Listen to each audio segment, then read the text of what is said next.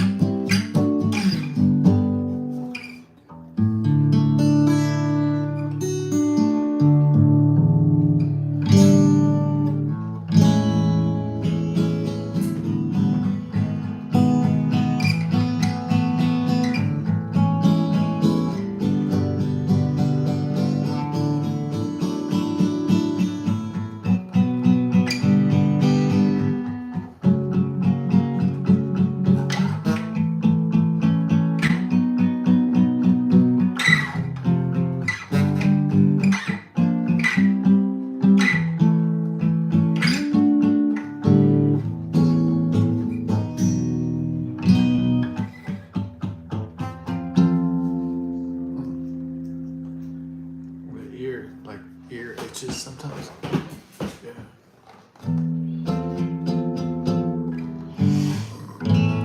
That tropical, that winter storm. Fern coming in. We have a lot to fern.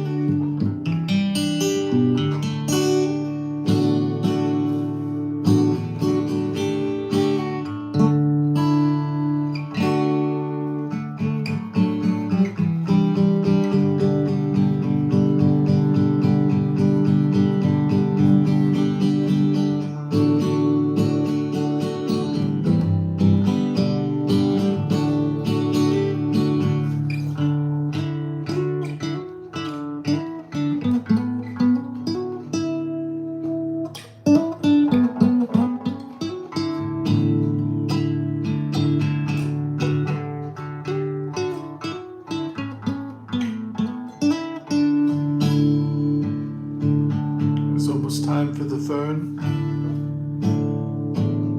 Fern, are you coming? My sweetheart, my greatest lover. Fern, bring flora and fauna. Do you wanna? Never too late to have a foursome.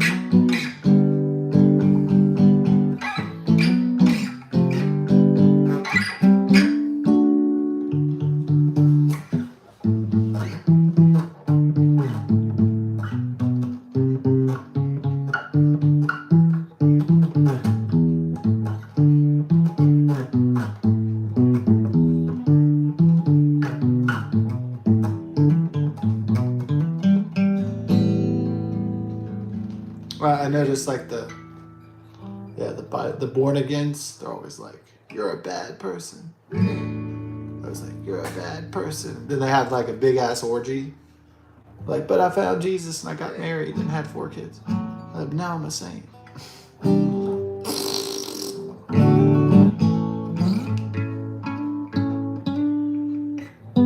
Sure you are. I still remember those orgies, dude. You're not gonna act like a Christian hypocrite to me.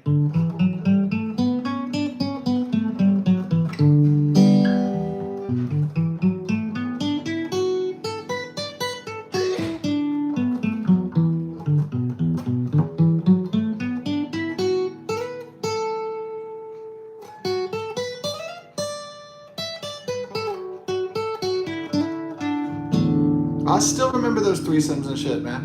Yeah, now you go to church. You're such a good man now. You don't do the orgies anymore. No. If guys could be young and just do orgies for like 30 years, they'd probably do that. I mean, if we were like, if life wasn't so short.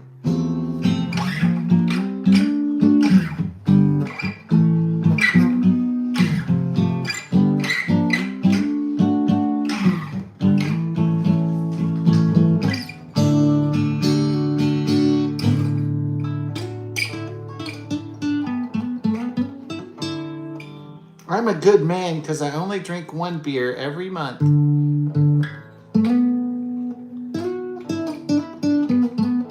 Shit like that, like hypocritical shit.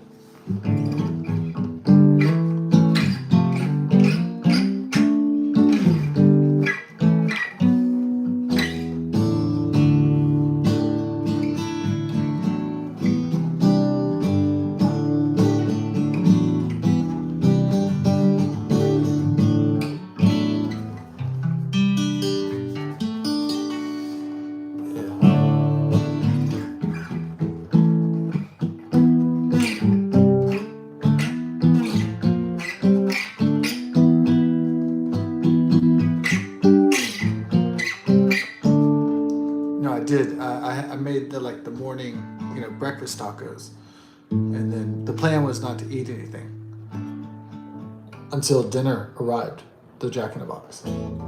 So we waited like all day, didn't eat anything.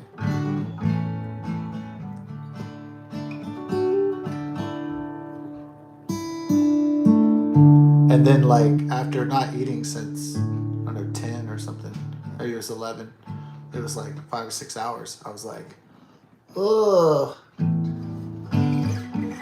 Not like diabetic, but like, not like, oh, my blood sugar. It wasn't that. It was like, just, the experience of the starvation a little bit, just a little bit of the, the stomach rumbling. And I was kind of like, oh. So what I did, my solution until the Jack in the Box got here, I got a glass of ice water. And I was like, well, that's a healthy thing to do. So I was like, that's all right. That'll work.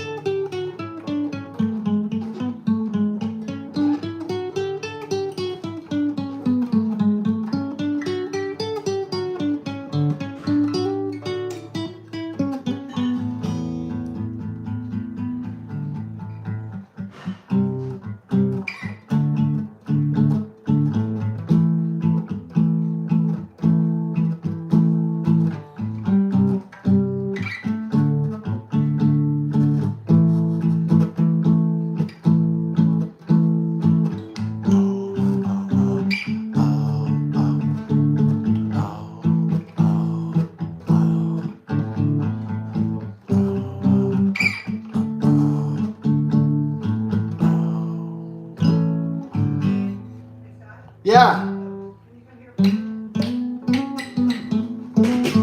Okay, coming.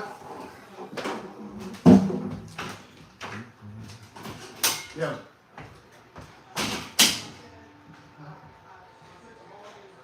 Oh, okay.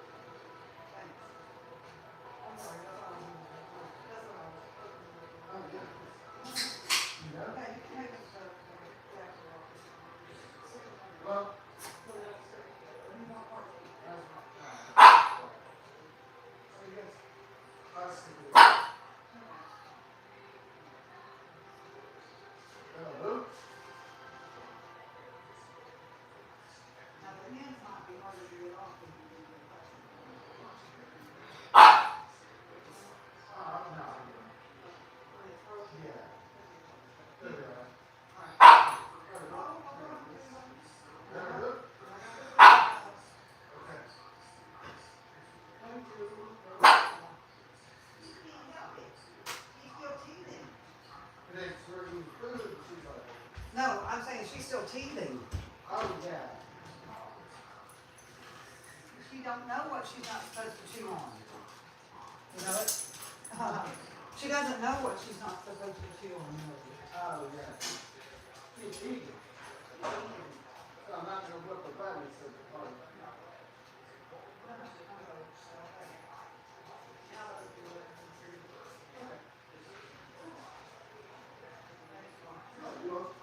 Thank you.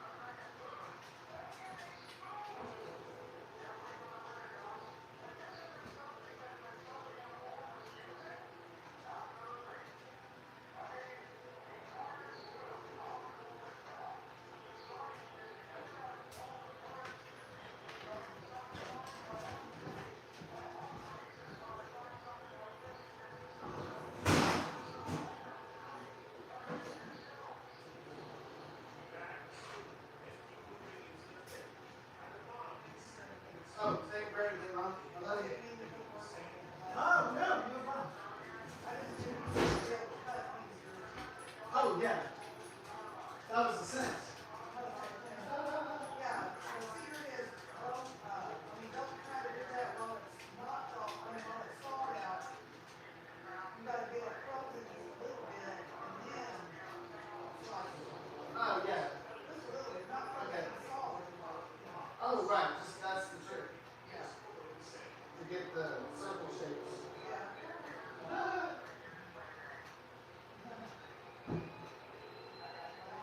Love you so much. You're the best.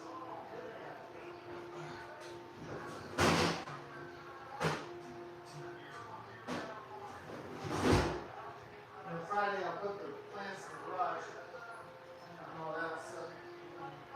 Ooh. Ain't no big deal. Okay. Thank you. Love you.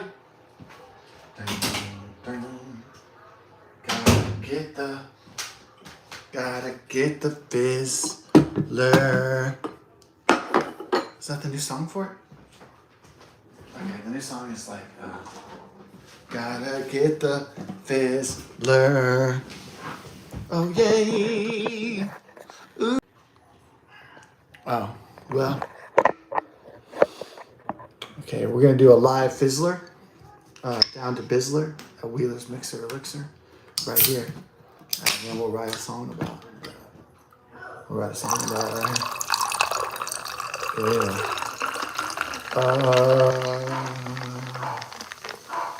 We got the Fizzler Mixer Fizzler. Oh. And mix it out real good. Get that Fizzalicious style. So you gotta have a little fun before Winter Storm Fern takes out the Texas power grid. And you gotta have a little fun in your life before Fern comes, the military, industrial, pharmaceutical, technological, state media propaganda complex comes. You gotta get ready before the Reaper comes, and you gotta get ready before the tax man comes. So you gotta have a little fun before all that.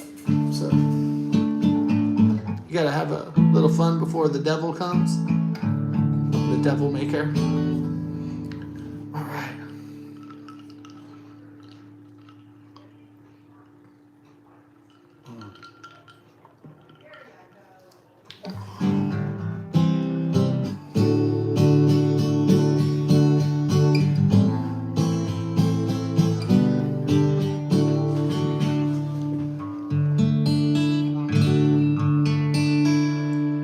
That was a funny interview by George Harrison. He goes, with John Lennon. money is not where it's at. He's like, we had all the money from a very young age, and we got all the material things that all the young people work some people work their whole lives for, and it just wasn't it. So we looked towards God and religion, and then he said, like,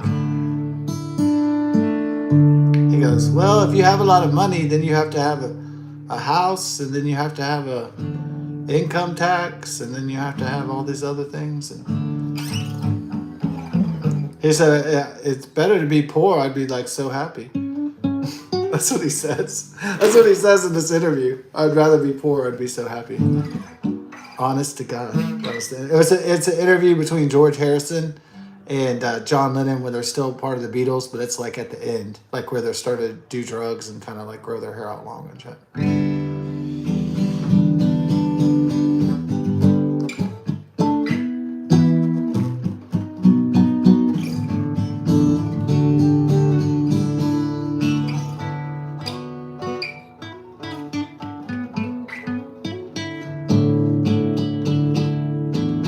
I don't think there's like an unlikable Beatle. I know. I don't think there's like an unlikable Beatle. I think they're all pretty likable in their own way, you know. I guess maybe Sir Paul McCartney comes off as like kind of arrogant, kind of douchey sometimes. And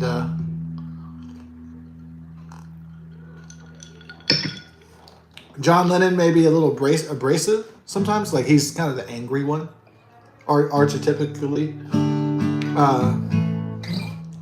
George Harrison comes off as the cool Beatle, as the mellow one, and then Ringo is just the lovable Beatle. He's just the really friendly and peace and love, brother, and he's like really cool. So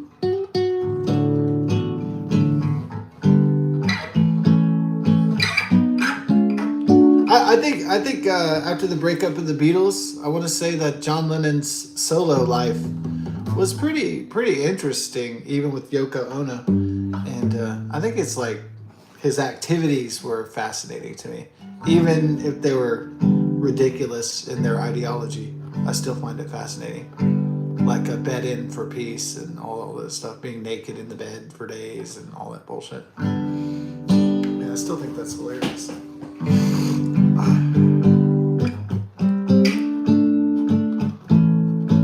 So I thought that John Lennon's methods and approaches were often unorthodox. So yeah.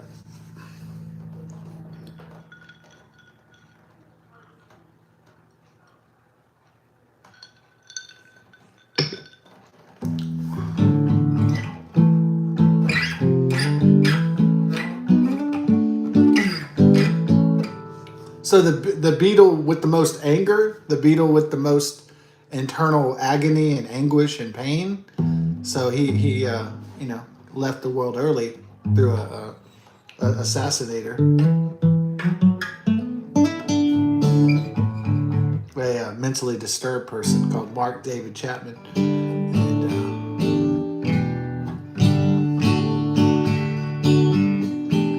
almost 46 years ago.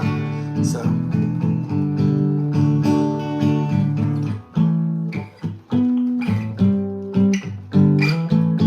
Yeah, I never,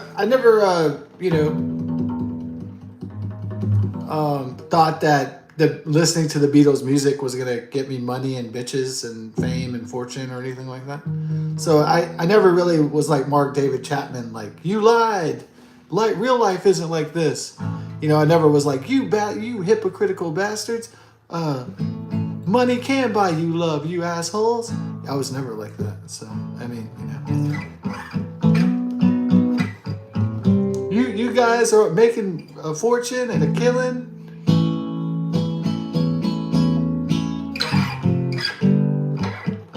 And saying that money is not where it's at.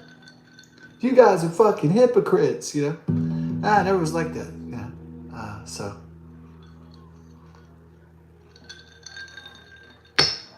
I think I got the messages that the Beatles were writing. I think I got them just fine. I mean, I understood. To me, it wasn't really controversial material. Money can't buy you love and happiness and pretty simple messages for the most part. And a lot of times they were just high off mushrooms, and that was the rest of it. And then what, in the early days, they're like a boy band that just sings about girls and shit.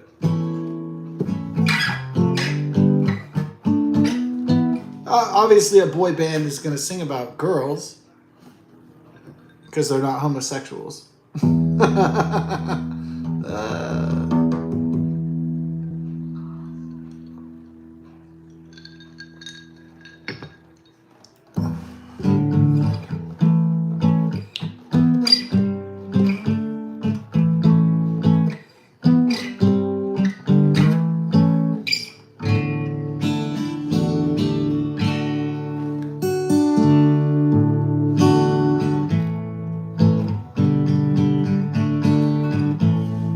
Yeah, I didn't buy all the Beatles anthology. You know, I might have listened to some stuff. You know, some of my guitarist music buddies, but maybe played some of my friend's music shop or something of that nature. But never bought the entire Beatles anthology. You know, but probably what I did was I cheated. You know, I listened to it on YouTube or something, so I wouldn't have to pay an ass load.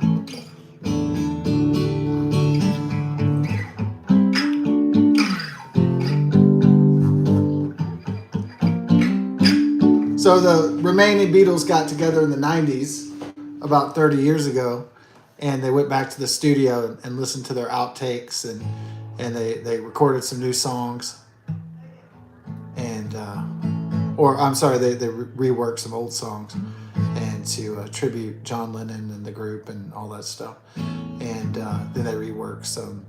They let out some, you know, like some tracks that were. That some people never heard before, and some of them were real good. I think they took, before John Lennon was assassinated, they took two songs, "Free as a Bird" and "Real Love," and they repurposed those as the Beatles. But it was really John Lennon's solo material.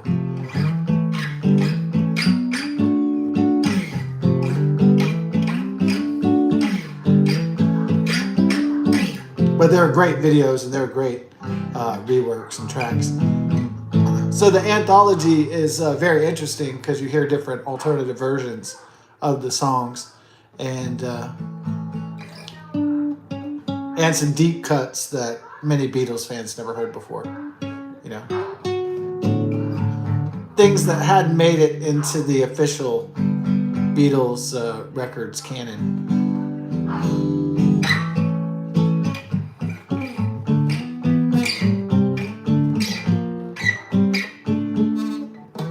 Bella and Tula fight over the love of Mama.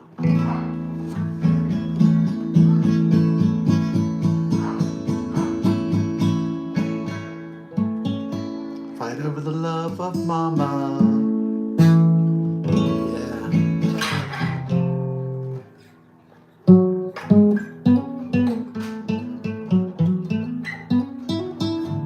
Yeah. They had some group. My friend sent me a CD from Boston or Washington D.C. or wherever he was living, and he sent me a CD. It was he loved. I don't know, for some reason, him and his sister, the family, they loved New Orleans for some reason. They just thought it was like the coolest place in the world.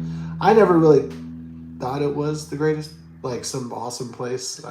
I thought it was okay, but I wasn't like in love with it, like he and his sister and his family seemed to be.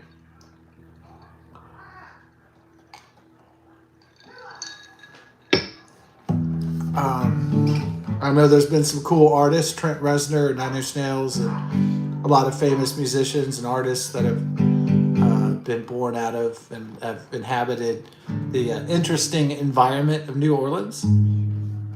Yeah, I guess New Orleans has the all the different cultures colliding together, American, African American, what else? Cajun, French, you know, yeah, I mean, it is a place where there's voodoo and intrigue and mausoleums and the dead, and, you know, it's got an interesting Gothic mystique about New Orleans, besides the music and Bourbon Street and the parades and the Mardi Gras and everything. I'm not saying it's not an interesting place. It's just not my favorite place. And so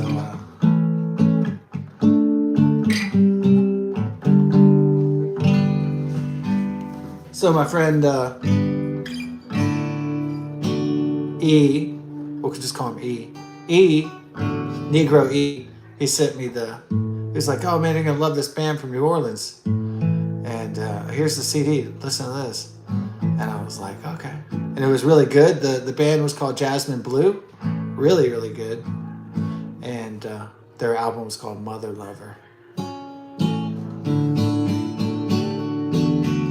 Mother Lover.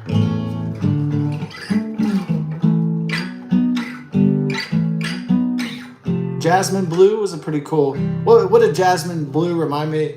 It kind of reminded me of like early alternative indie rock, like kind of hippie-ish, stoner-ish, like Blind Melon or something. So it was good shit.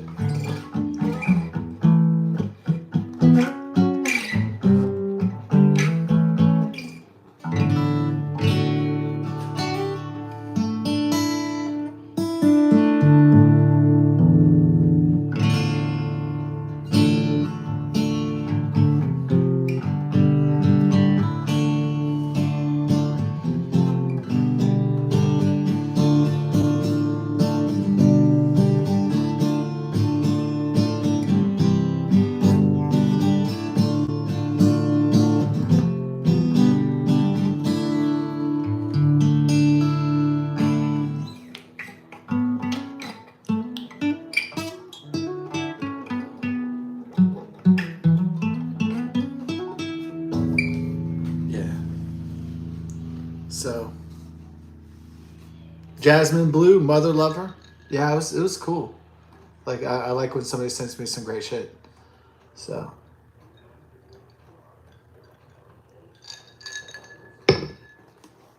I noticed that the Robinsons have released material.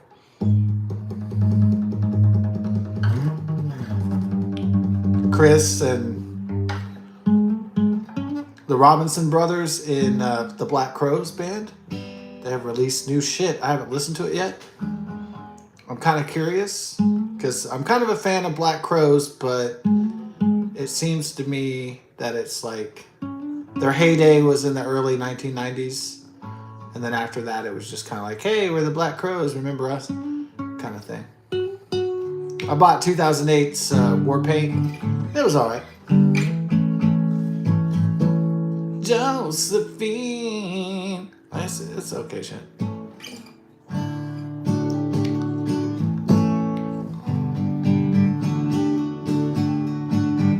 Since I had a papa, grandpa when Twice as Hard came out, I thought the lyrics were try, I said papa. I thought it was try, said papa. And then my like when I was like 11 years old or something. And then my mom was like, the lyrics are twice as hard. Twice as hard. So it's different.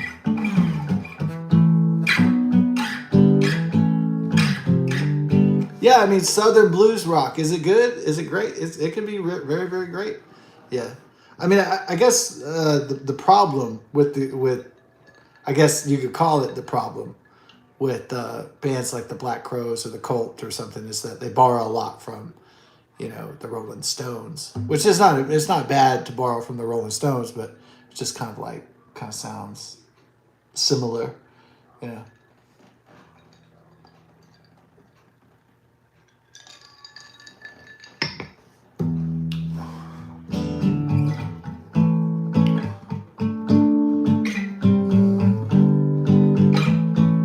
Maybe for a while there was too many bands sounding like the Rolling Stones, almost like copy and paste, and that wasn't really that great.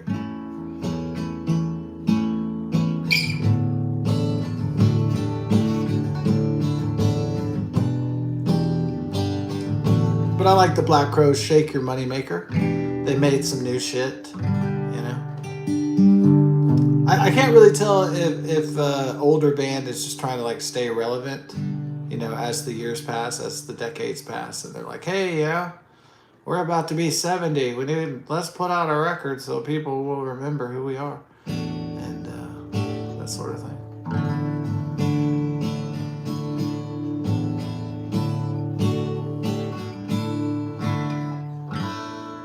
And God forbid they get political, like Garbage. If they commit two sins, try to be political, like Shirley Manson and Garbage, and then try to stay relevant at the same time. So try to be relevant to the 1990s, and then try to be political now in the 2020s. It's just a toxic combination.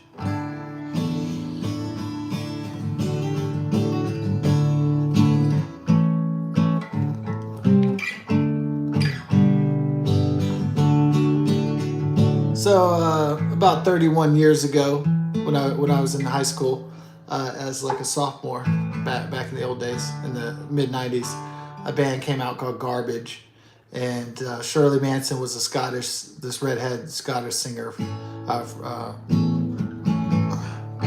and she had been in a previous band called Angel Fish, and Butch Vig had produced Nirvana, Nevermind album. And so they came together with two other players and formed Garbage. Kind of, I guess they're trying to do like a Fleetwood Mac thing where you cross the pond and you make a band that's part American and part.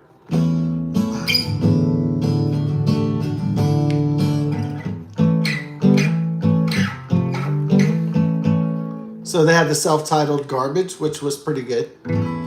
And then they had the follow-up, which was Garbage version 2.0, which was a pretty good like pop alternative rock album.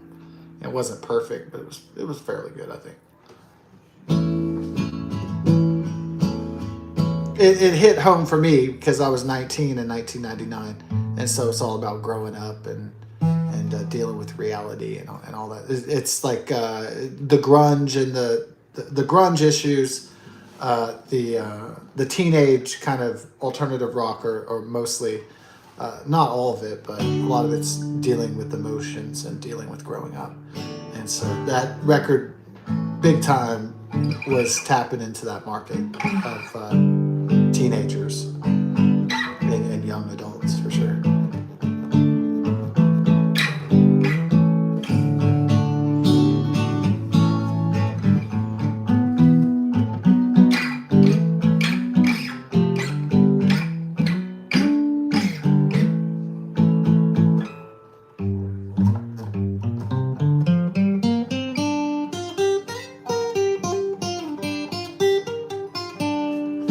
Then Garbage was going to release their third album, Beautiful Garbage, on September 12th, 2001. No shit.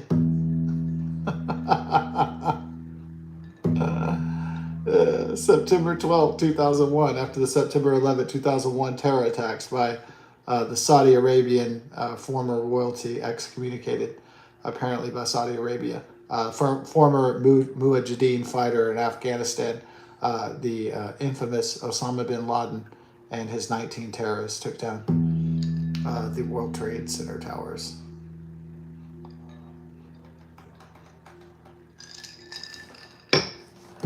So probably the last thing on music, even music fans were like, what? There was a Garbage record? Yeah, so that was a disaster, but I think also the record was pretty mediocre. It wasn't that good.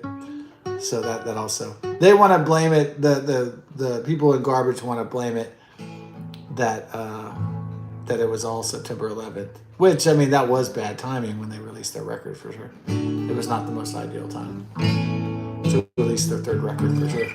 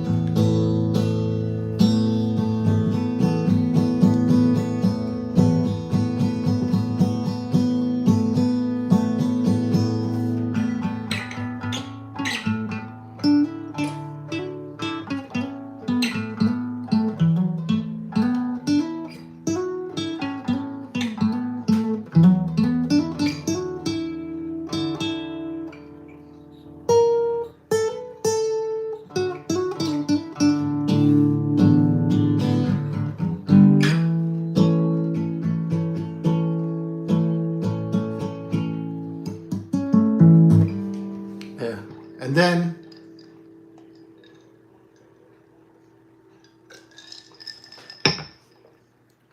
in 2005, Garbage released a new record called Bleed Like Me with a title track called Bleed Like Me. And it's just like I said, the problem with Garbage is they kept on trying to do like edgy teenage angsty stuff, but they weren't really evolving or growing themselves. So it was kind of like, okay, I'm 25 now. You're still talking about my 16-year-old angst. You're still trying to be edgy, talking about blood coming out of your vagina. You're still trying to be edgy, talking about people getting wasted and playing with tampons and or whatever. I'm just like, this isn't working, you know. Then it's like the next record, you know, they try to be edgy, and it's like you're 30, you know, then you're 35, and then you're 40, and it's like, guys, it's not.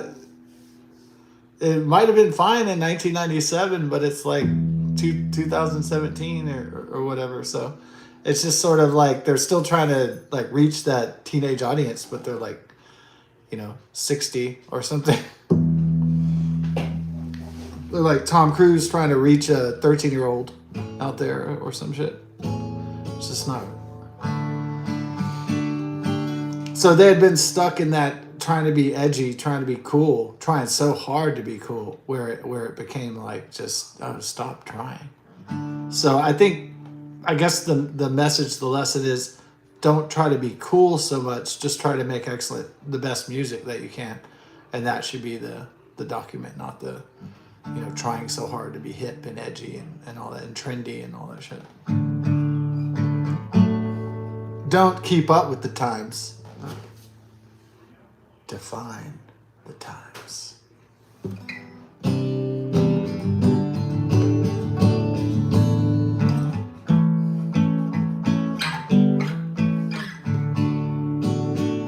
So Garbage became like a parody of itself because it just couldn't, you know, grow up.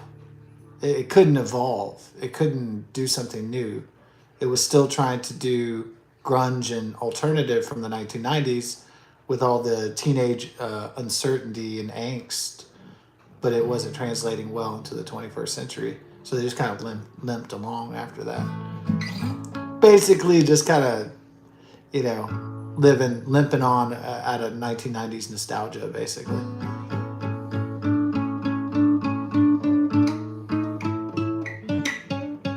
And a lot of 1990s bands tried to just use 1990s nostalgia to, you know, try to stay, maybe not current, but at least, you know, sell new records or sell merchandise or fill up some venues. So I wasn't really a big fan of Jane's Addiction, really, even though I love Porno for Pyros, Perry Farrell, and that's one of the best songs I've ever heard. Is we'll make pets. We'll make great pets. I think it's just called Pets. That's probably what. And I was so privileged to be young when I heard it too. That's like another thing. Is like you could be old and hear it for the first time, but I'm saying if you're like 12 and you hear it for the first time, it's like, oh my god. You could be 40, you could be 25, you could be 32, but I'm saying if you're like 11 years old, oh my god. So I mean, I heard Jane's Addiction. They played that stuff. Dave Navarro and Perry Farrell, and it was good. It was good. Jane says, "Don't like Sergio," and that it was pretty good. Excellent, yeah. Excellent shit. And yeah, I'm sorry. Bella's acting funny like she wants to go potty. just gotta take a TT. Yeah, she keeps coming in like she's circling around. I got Bella, Tula in the chair, and she keeps coming and circling in the living room. And she keeps going back to the bedroom and then circling and coming. All right, it's time to take Bella for a whiz. Okay. Jane says she don't like Sergio. Yeah, I'm gonna take Bella pee-pee. Oh, who else? They both drank water.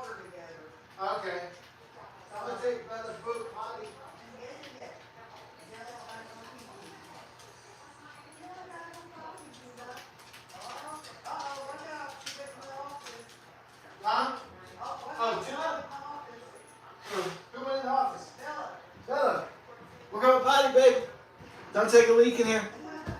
All right, we're gonna go. Okay, babu. Let's go, honey bear.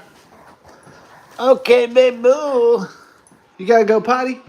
Let's go take a tea time.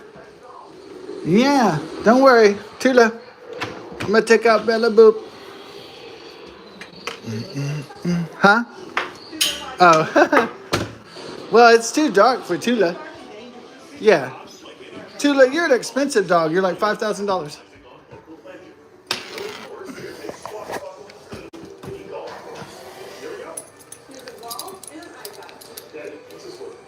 It's nighttime.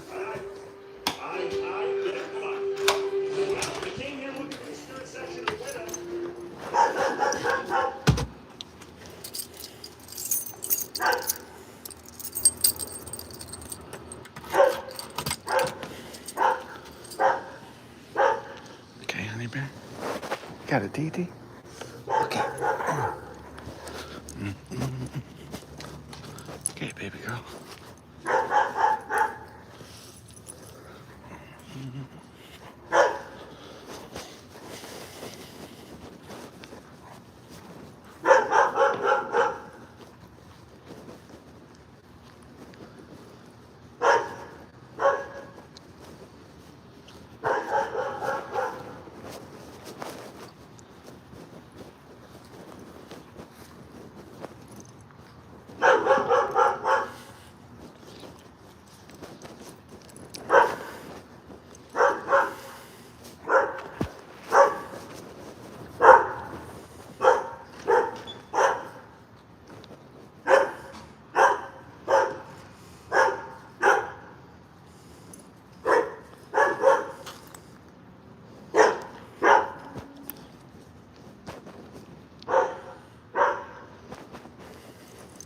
Okay.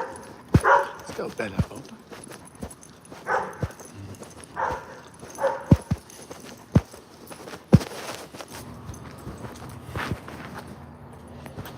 Okay, bum. Good Bella Boo. Yeah. You're a pretty girl. Good Bella.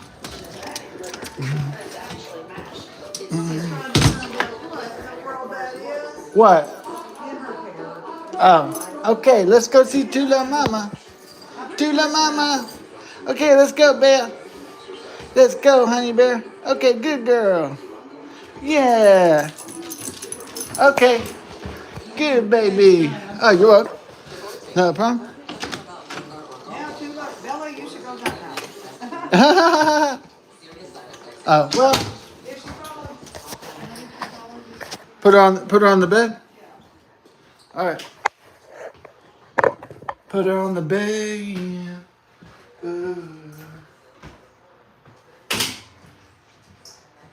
I love you, honey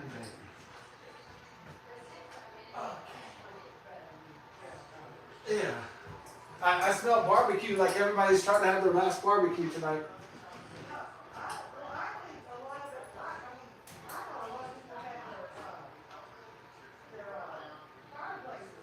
Oh, already?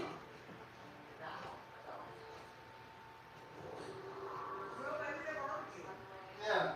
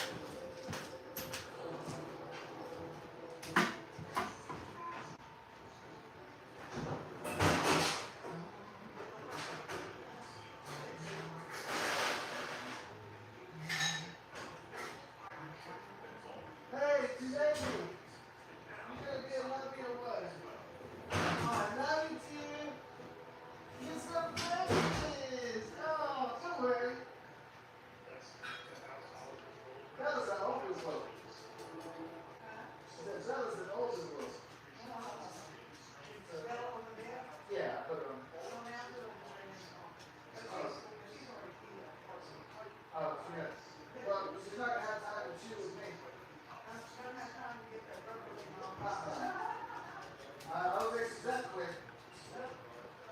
No, she just walked out. Oh, okay. She had to do her Paw Patrol. Yeah. No. Okay, babe. I'll see you soon, too, lady. I love you too, baby. Oh. Second fizzler. It's time for the bizzler.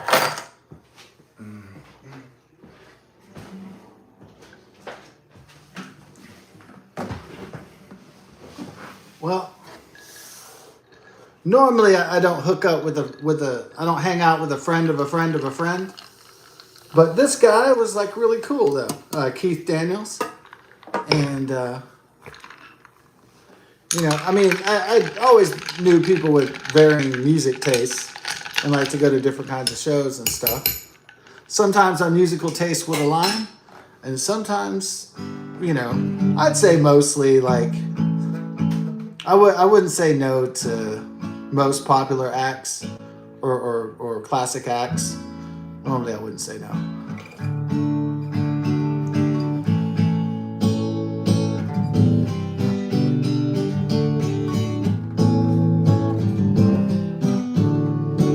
So if my buddies are all music fans and they're like, let's go to Rush, I'm going to be like, fuck yeah. You know, people are going to say, let's go to Fleetwood Mac. I'll be like, fuck yeah. My stepdad's like, let's go to Rolling Stones.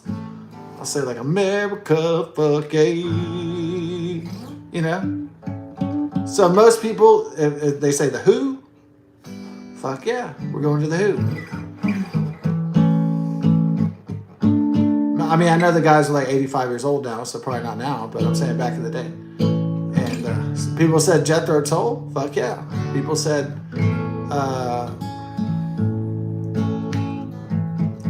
the Moody Blues, fuck yeah.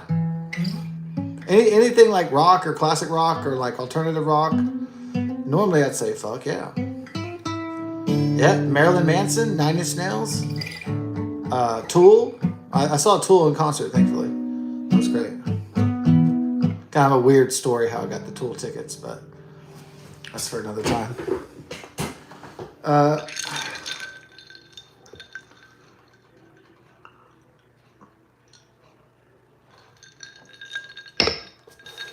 Yeah, it was. I had this crush on this girl for a long time, but she always had a boyfriend or something, and like so.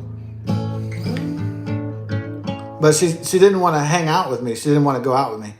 You know, like for some reason it never really happened that way. But I always had like I always had like an obsession with her, but it wasn't fucking mutual at all. And but her parents liked me a lot though. And so they let me, you know, like come over and talk and shit like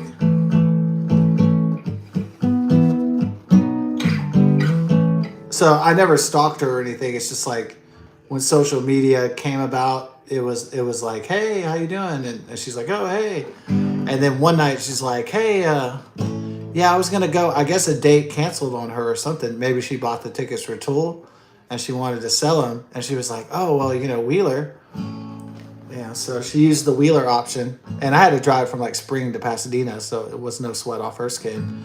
And I'd already been to her house before, not stalking her. Okay, by the way, it's not stalking. Because, you know, there's no restraining order. So anyways, we went to middle school together. So, you know, like,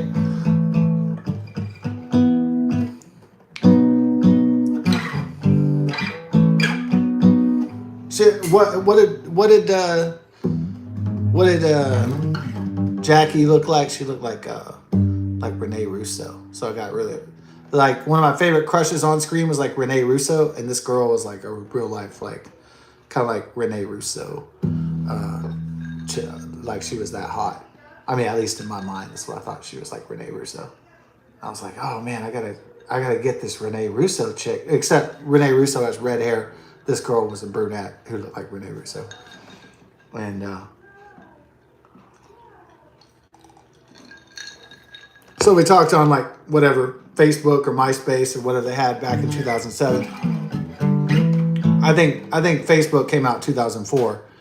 and then MySpace was still around until like 2010 or something. And anyways, she's like, "Hey, I got some Tool tickets." I guess it's hard for like a single woman to like if they got knocked up and they got a divorce. If they're a single mom, that's hard for women to hook up because guys want fresh.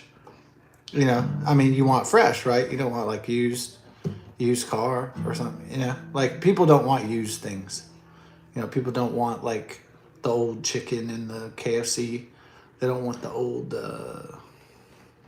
You know what I mean. They don't want the leftover hamburgers and the warmer and shit at McDonald's. Like I'm just saying, just in general, like people want fresh things, fresh people. Let's say, even though that's a hot topic these days about age discrimination. People writing like, oh, after 40, fucking corporations treated me like shit and all this stuff.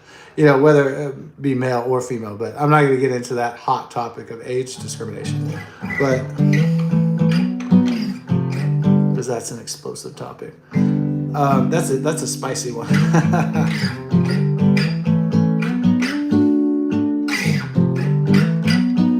So Jackie was like, hey, I got the Tool tickets. It's 2 tickets. If you can get somebody to go, I got it for, $300 or whatever, great seats for the 2 tickets. So I was like, oh, really? Tool? You got Tool tickets? And I was like, oh, maybe I'll get to see this girl too. And so I was like, oh, maybe I get to see this chick and maybe, set up a date or something. That's probably what I was thinking. Like, oh, maybe, we get to hang out, and even if I don't get lucky or get any punani or any tongue or anything like that, maybe, whatever. I don't know. We have a good night or something, like reminisce about middle school or some shit at the very least. Kind of an innocent thing. So not exactly going for a fuck, but like maybe just going for a good time, let's say, but not a fuck. Not the explicit goal of fuck. So not the explicit goal of getting laid, but like sort of like, well, if I got laid, it wouldn't be bad, So, and but then so I showed up to her house. She said, "Come to my house at like 7." And then she wasn't there, and like her dad answers, and he's like, and I'm like, yeah, I got the money for the Tool tickets, and he's like, oh, okay. And I was like, okay, $300. So I gave her the $300, and then he gave me the Tool tickets, and I was like, oh, okay. Well, I guess she doesn't want to come out. She just wanted to sell her shit. So I was like, all right, later. I know this is sort of an anticlimactic story, right? Yeah. And then I had a friend, Jason, a drummer, who was like a bartender, and he was hanging out with his friends on the north side of town. He was at a bar, so I drove to the bar, and he was like, "Hey, you want to go to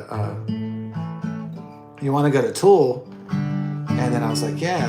And then I was in his, after we went from the bar, he said he wanted to go to his place to change just in case there was any chicks at the fucking, at the concert or something, in case there's any babes or whatever, because he was still single at the time. And so I was like, all right. So we went to his place, and then he was like, hey man, you want some cocaine? And I was like, oh no. I was like, oh no. I was like, do some cocaine? I was like, oh no thanks, dude. No thank you. Yeah, I know. You imagine me denying. I've denied cocaine several times. Because I think the time I did cocaine was so outrageous with my buddies that like it was just so memorable that like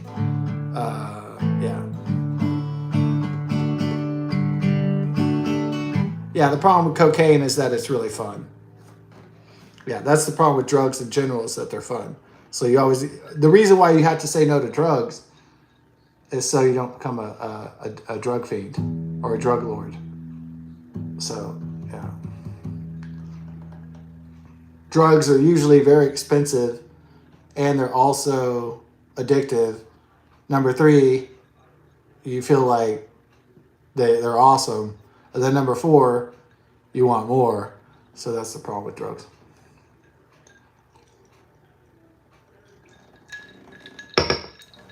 So they suck your life away because they're so great.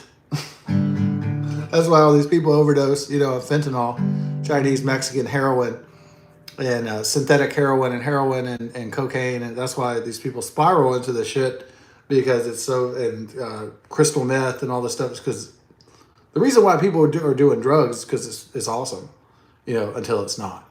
That's the reason why Nancy Reagan always say no to drugs, so. Ironically, the reason why people overdose on drugs is because drugs are fucking awesome. So if you wonder why Chris Farley's gone and talented people like Philip Seymour Hoffman are gone, Shannon Hoon of Blind Melon, all these really talented, famous people are gone because drugs are fucking great. I mean, the feeling. I'm not talking about the consequences. So the reason why in my 20s I was telling people no the entire time, every time they offered me a Coke bump or to blow a line, is that I was like, I was like, I know that it's going to make me feel great. And I know that I'm going to feel this Superman type feeling. And then that's going to make me want to start spending my money on this shit instead of, important stuff. So I declined, and I was fine with that. And then we went to the Tool show at the Toyota Center. It was fucking fantastic. James Maynard Keenan. And it was awesome. He had a cowboy hat on. And I just had a few beers. And it was a really nice night. So, yeah, I didn't bang Jackie that night, so. I probably had some, romantic, something about Mary fantasy in my head, but it didn't really come true. So I had some idea that I was like Ben Stiller, and she was like, and this girl was like, Cameron Diaz, and we were gonna have a great date, and it was gonna be like a romance for the ages or some bullshit. I had some Hollywood idea of romance, some kind of William Shakespeare idea of modern romance, when that's not what it is at all. Romantic comedies are basically fantasy movies, because that shit would never happen in real life.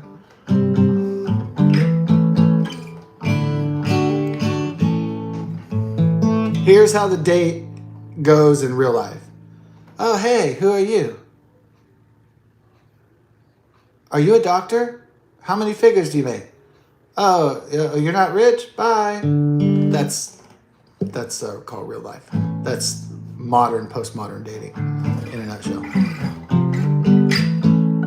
Oh, hey, you're not rich? Bye.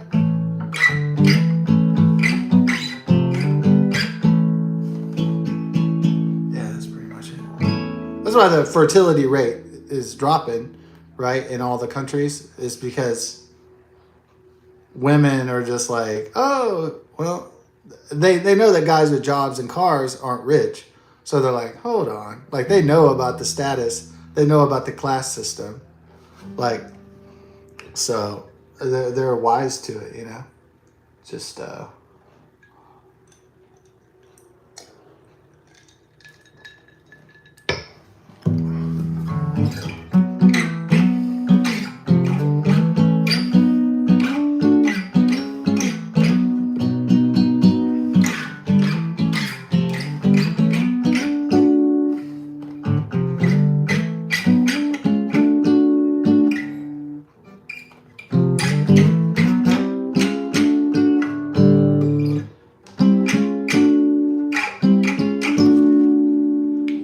that's is that one of my mom's favorite songs? I think that's I think my mom has a lot of favorite songs, but you know what I'd play though? Yeah, maybe I'd want to do a symphony at my mom's funeral. Maybe I'd like to do a symphony. Maybe I'd like to play music all day. Maybe do a funeral that lasts a whole month. It doesn't seem like a few hours is really adequate. But if I did play a song at my mom's funeral, it would be Jimi Hendrix, "The Wind Cries Mary." I think that was her favorite song. If I could play Jimi Hendrix, by the way. I don't know if I'm good enough to play that. Maybe I can. Maybe I can. I could learn, I guess. You could always learn, if you're still alive, to tell the tale.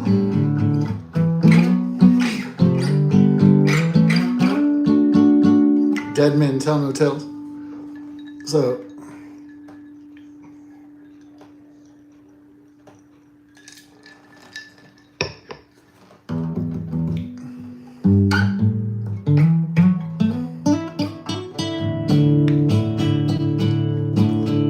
we're gonna get some beer. I soaked out a mason jar, and I put it with hot water and soap, let it soak for a little while, and then I sprayed it out just in case it had a chemical or it was in the garage.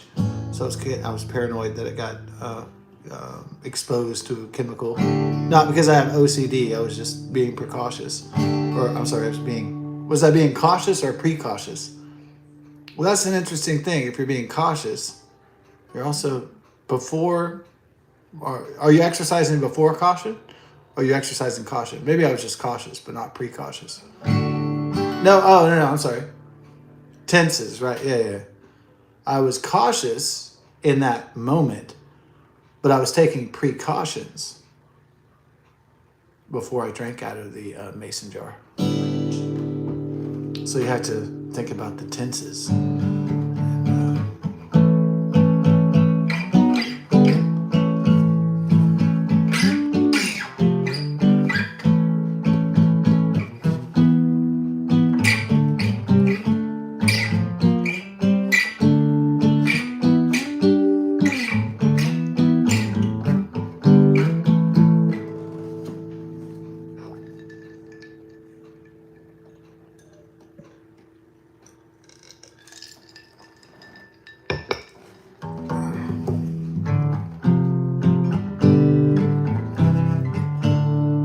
This Diet Coke Fizzler, it's pretty good.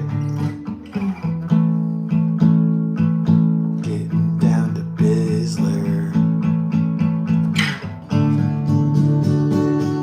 Mixing up my Fizzler tonight.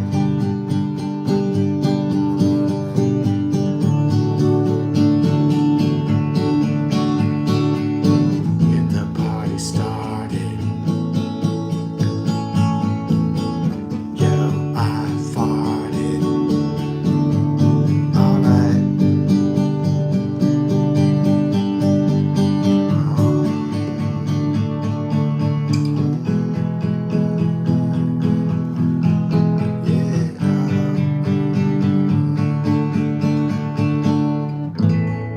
Yeah, people were mad that somebody said I elevated the price of DRAM because we utilized AI. I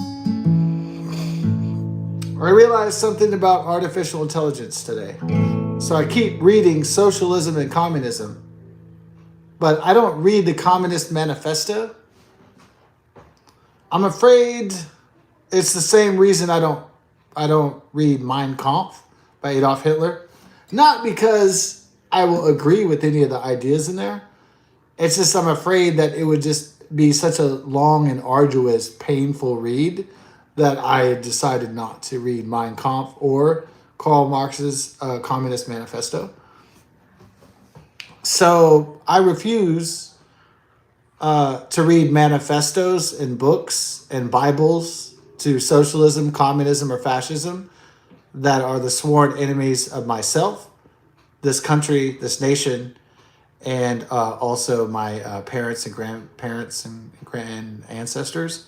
So I refuse to read it on that. I am kind of curious what kind of nonsense is in those pages and manifestos, but I'm also like, well, why would I want to read? I guess if you know your enemy, you're able to defeat your enemy better. I feel like it would be a very painful experience. So it's the problem. So I'd rather read the U.S. Constitution.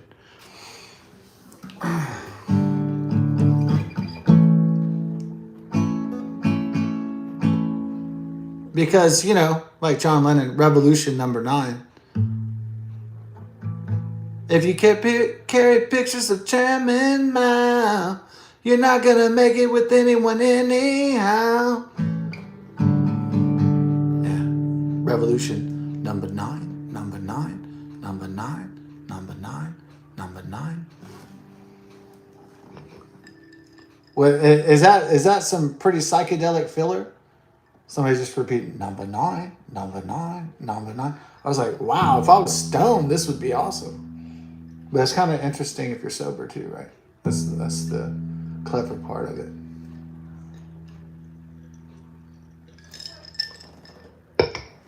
Yeah, is the Beatles' White Album my favorite album of the Beatles? I'd say maybe my favorite long form album. Yeah, it is definitely an experience. Those two CDs of the Beatles' White Album. You know, yeah. But my favorite one is The Awakening. You know, everything is like, isn't it the best? The Awakening, like The Awakening, like, and in a story, it's the awakening. It's when it awakens, when it flowers, when it blossoms. Isn't that always like the greatest part of any story or any civilization is when it peaks? And I think the peak, the blossom, the maturity of the Beatles was, oh man, I always loved that album Revolver. I always thought that was like almost just about peak Beatles, because they had almost, like, they had evolved so much that they had like even went into electronic music, 30 years before it even was coming out, or at least 10, 20 years before it was even coming out. So it's like Tomorrow Never Knows. It sounds a lot like an electronic song from the Dust Brothers or the Chemical Brothers. It was like so far, like the beats and everything and the electronics and the arrangements were so far ahead of their time, and the time signatures and everything.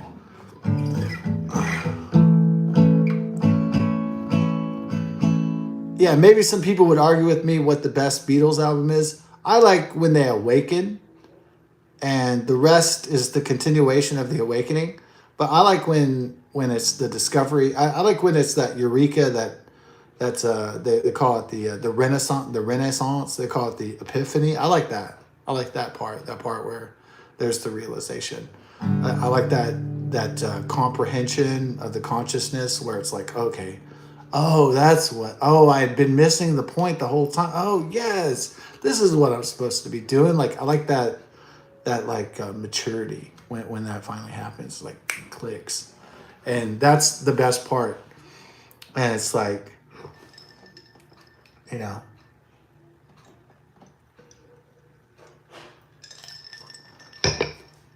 Please Please Me, Hard Day's Night, and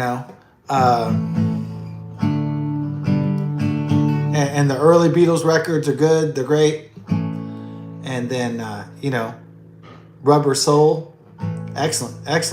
That's almost a transformative record, really. I mean, Rubber Soul is fantastic. But when they hit that Revolver, it's going into a realm that, in terms of the sonic and the listening experience.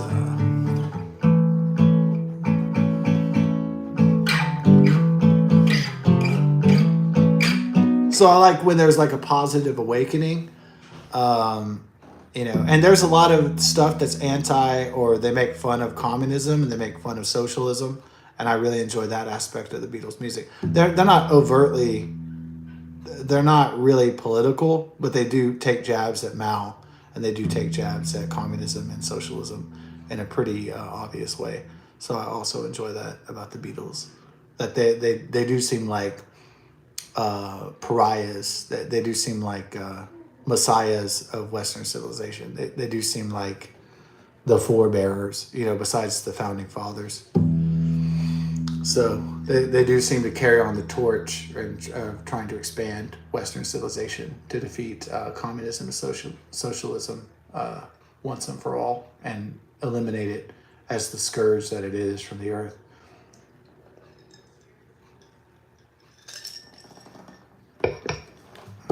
And I realized today, and I started to read Communism and Socialism, not Karl Marx Communist Manifesto, not any socialist or communist manifesto, but I thought about AI, So AI is this collective, like the Borg in Star Trek: The Next Generation, and a collective and AI, like the Matrix. It just collects information from everybody and everything, and that's a lot like communism. Because if you think about it, if all individuals go into a collective consciousness, a collective mind, then that's the end of individual freedom and liberty, and it just absorbed into this godless machine that has no individual character or definition. So I thought, oh my God, artificial intelligence is communism. And I know we've been playing around with it, like Dr. Ian Malcolm from Jurassic Park and Michael Crichton novel. I know we're playing around with it like a kid who's just found his father's gun. And we've been just fucking around with it like social media. But we really haven't even understood the consequences, which is low birth rate, depression, suicide, massacres, et cetera, alienation, and so on and so on. So we just accepted Bill Gates and Mark of the Beast Zuckerberg and Microsoft, and we just did it, and we didn't even think about what we were doing because we were like, oh, we got a new toy, we got a new app, we got a new whatever. But we really didn't even think about what we were getting ourselves into. So I think artificial intelligence, this race for artificial intelligence, really artificial intelligence, if you really think about it, it's a system of control, and it's also a system of communism and socialism, because it takes away from the individual and it absorbs it into its database, into its unit, and it's not. It comes in the guise of a savior that's going to rescue and save man, but it's really just absorbing everything men and women have, and it's not giving us back shit. So artificial intelligence is communism.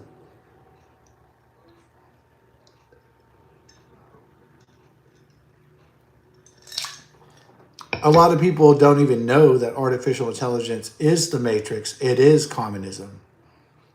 And it's trying to take the very best of our talents and abilities and creativity and our souls. And it's trying to pervert it into some mass consciousness crap.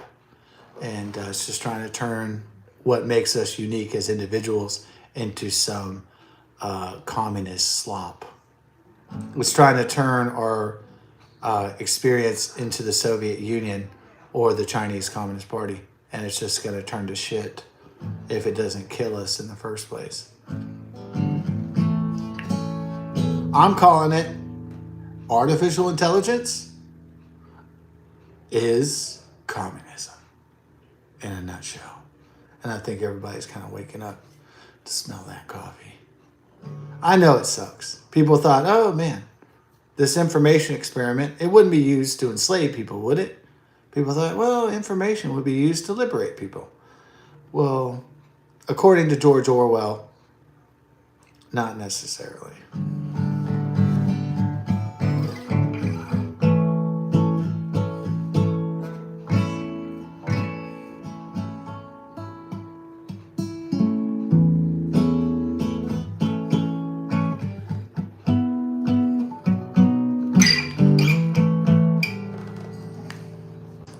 Now, in a case where there was the Library of Alexandria and it didn't burn down in a fire, you had individuals sharing that library and being enlightened by all the information and all the souls in that library, then that would be fine.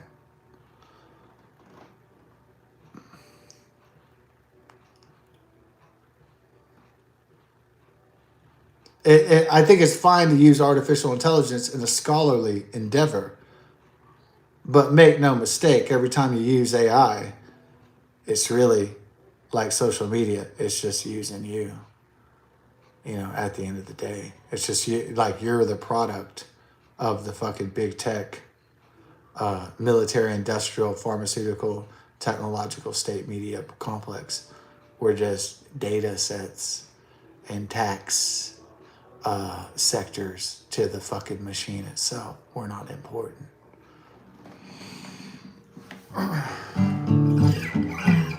We're just feeding a beast that doesn't give a fuck about us and never will.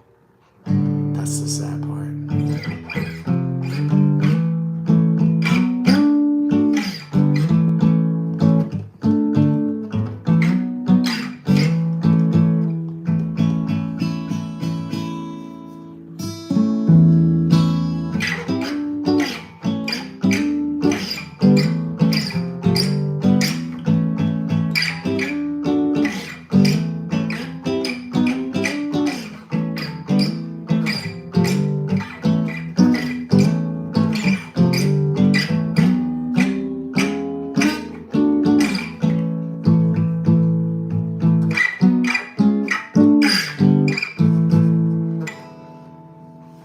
Yeah, so isn't communism a system in which everybody, the whole community uses it and everybody's all equal? Are people really equal though? Well, there's some people, I graduated high school and they had $1 million in their bank account from their relatives. I don't think we were all equal. See, if everybody was equal, then everybody would have $1 million when they graduated high school, right? Well, not everybody has $1 million in high school. So obviously everybody's not equal. There is not really equality, is there? That's more of a fantasy. Yeah. So if everybody was equal, wouldn't they have equal amounts? Just saying.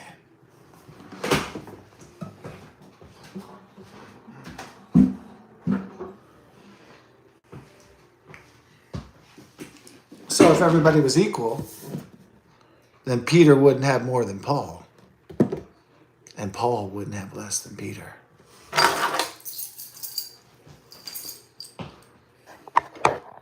Now, isn't that the stone cold truth?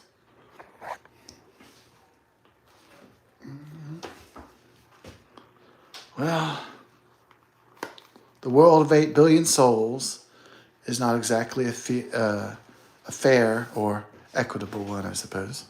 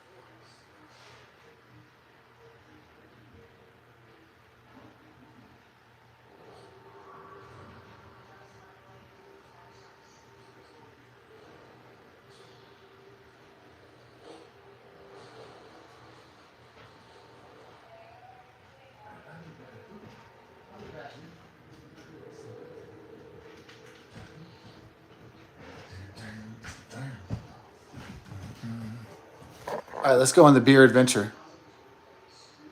Yeah.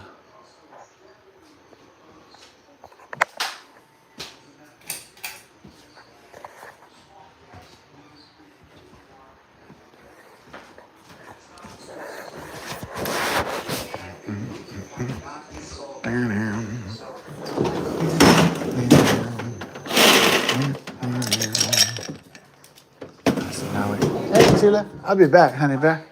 Okay, be a good one. Yeah.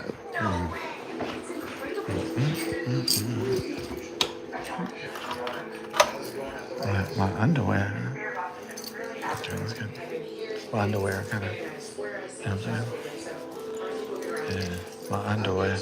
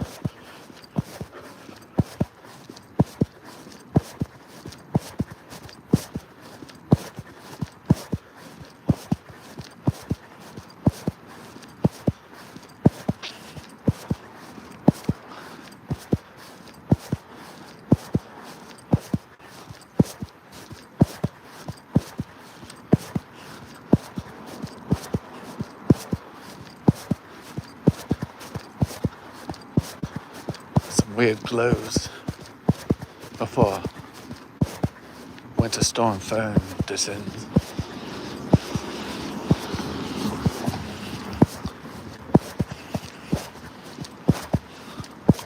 Kind of foggy.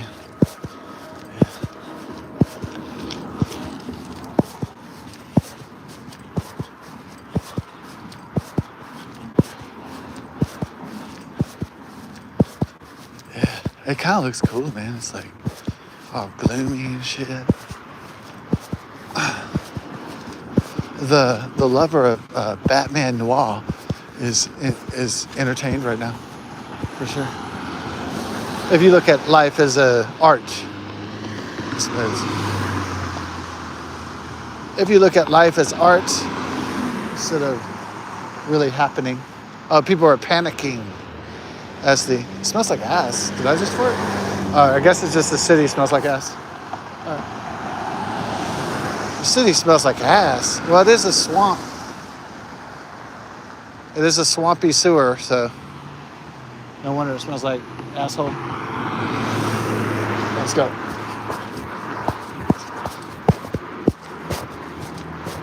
There's a nice fog. It looks pretty cool. People are panicking before the winter storm. Yeah, that's what it looks like. It looks like people are like kind of like panicking, like frenetic, like, oh my God, we're gonna die. There might be ice. Oh fuck.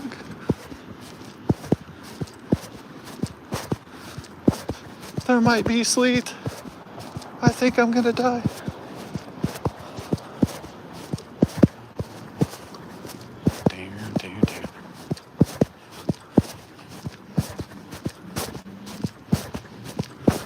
It's cool ambiance though.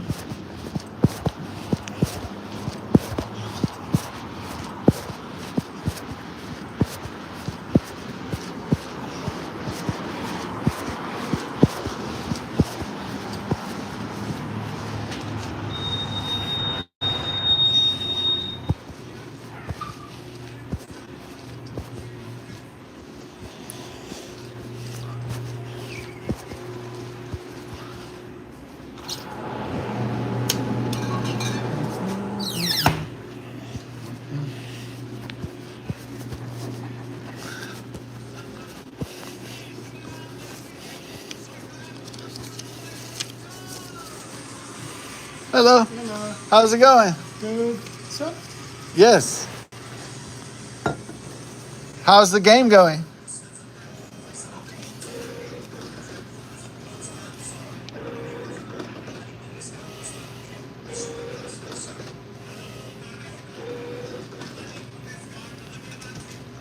$16. Oh, okay.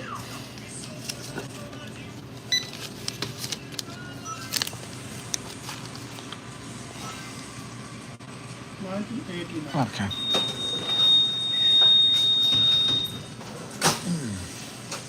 Thank you. Oh, thank you, sir.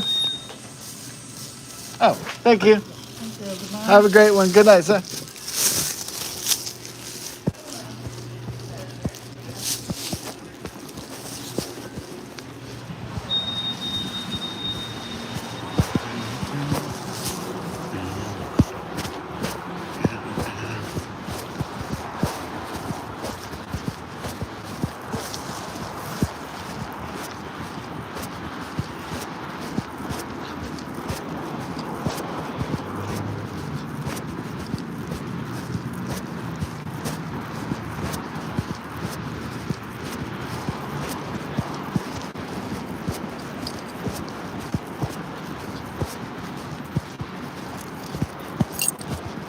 Yeah, I don't know what this is, but I've been to this store a lot, and like sometimes I'll be waiting in line, and there's all these milfs, you know. But I mean, they're attractive and shit, but it's like they have all this collagen on their lips, and they're like fucking. They always come in like they're fucked up. They're like, hey, and they always act really crazy and shit. There's always like these milfs that come in. Not always, but a lot of times. And they're always these like super stuck up bitches. It's like they're like the same. They like they act the same way at like 55 that they did at 17. But every time these women come into the store, it's like they're fucking like they pull up and they're fucking wasted. They're like, ah, they're like fucked up, like almost every single time, man.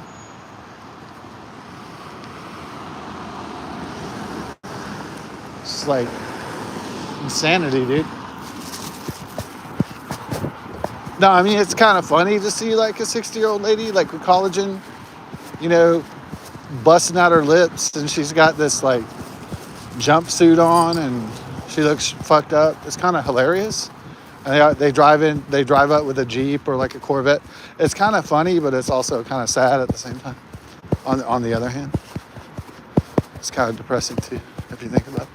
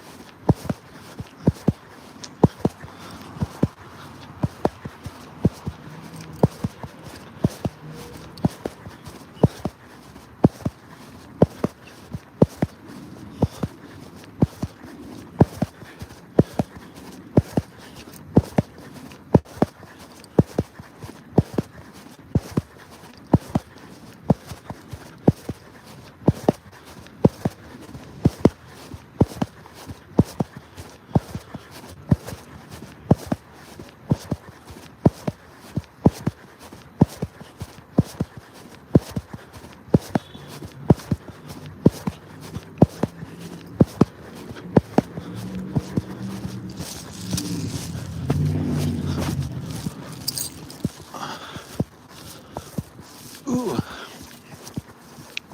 The guy was like, "Are you really spending $16 on the $900,000 lottery?" And I was like, "Yep." So I won that shit.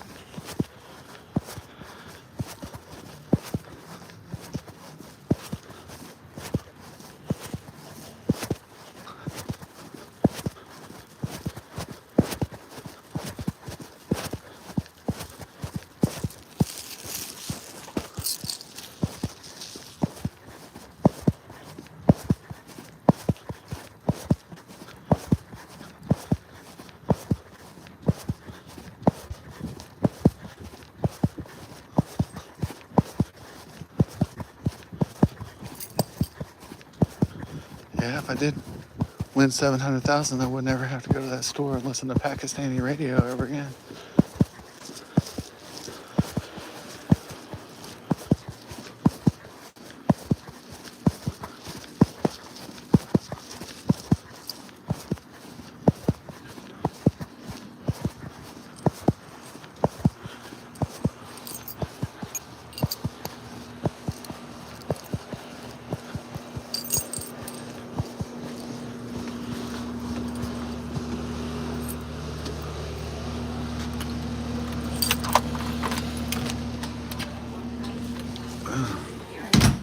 Woo!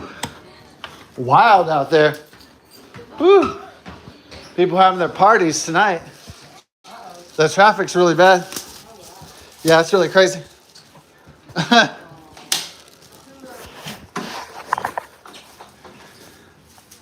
It's a jungle out there.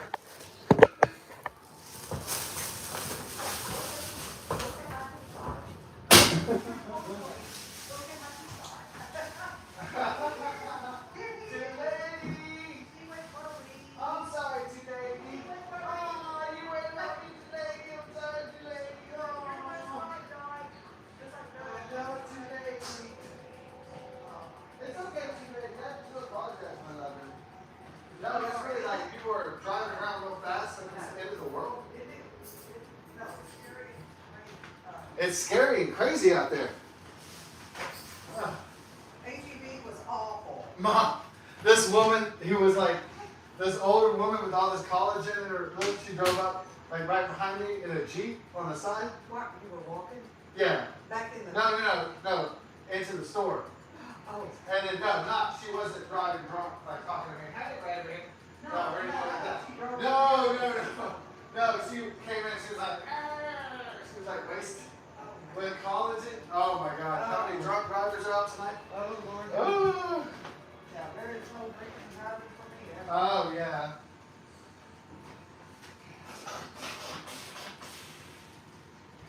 When you left, I was outside smoking. Yeah. When you left, I kissed Bella and Oh. I picked Tula up and put her in here. I mean, in the chair with me, because. That jumbo jack's got me moving here. We were really disciplined not eating all day. But after not eating for 6 hours, I was kind of like, I drank some ice water and I was like, oh crap. Right. Not because I'm diabetic, I was just like, I've never. Yeah, it moved you.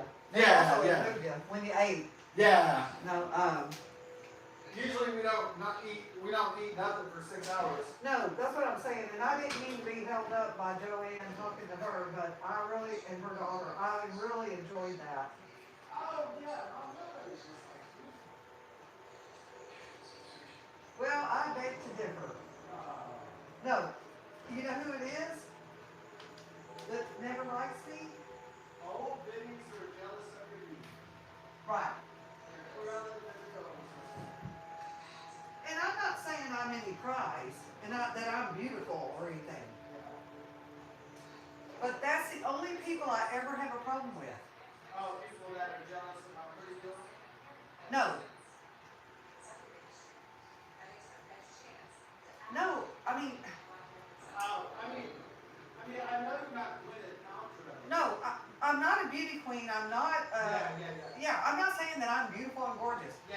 I'm saying, for some reason, I think my friendly, I smile, my outgoing personality, I think some people find that threatening. Some people, yeah, like me, they find that stuff. Huh? Yeah, people find me as well too. Yes, because we're happy, Yeah. and, maybe they want to make sure we're miserable. Yeah, they're trying to bring us down to their level. Yeah, or bring us down. That's exactly it. Yeah, Yeah. and it's bullshit. They're like, oh, I'm miserable, so I want to bring you into my world. Yeah. And steal your money from the register, steal your tea. I'm going to talk shit, I'm going to do whatever Well, it is. people didn't do that. Nobody's done that to me. Yeah. No, they're just make some Yeah. side remarks. Oh, yeah. Well, I think because you were young, and then the other people were young, they were being stupid. Yeah. I don't play that game. Yeah.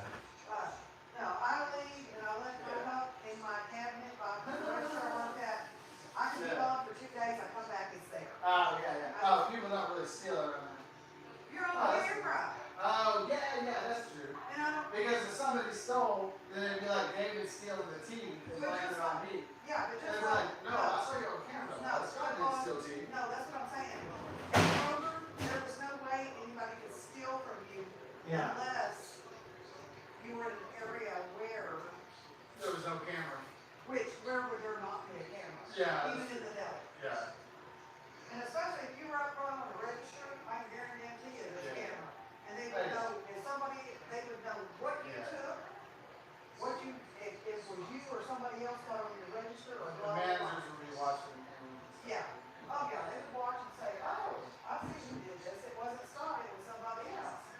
Yeah. But, now in the break room, maybe there's no camera. Yeah. Somebody could steal your lunch. Oh, yeah. But people at party level don't do that shit. Okay. They don't need other Yeah. Yeah, I mean, I guess. I think it was, you were young and there was other young kids. Yeah. They didn't have no manners and. Oh, yeah, definitely. And they got away with it. Yeah. And they were jacking with you, Yeah. but. I don't use the break room. I don't go in there. Yeah. I hear dogs. You're smart that you never go to the break room. Yep. That's so smart. My 15 minutes was my car. Yeah. When I clock out, Yeah. I go to my car and I drive over to the Whataburger and get me my kids. Yeah. That's really cool. Yeah. You're right. Only been a couple times where I'm smoking and someone ends up coming on break that works there and they're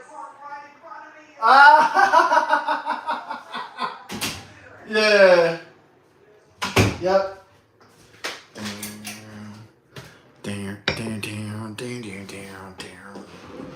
We can go back to the jams or whatever. Okay, so it's gonna be down, down, down, down, down, down, down, down, down. We cleaned up the mason jar. We got it ready for the beer. Yeah, that's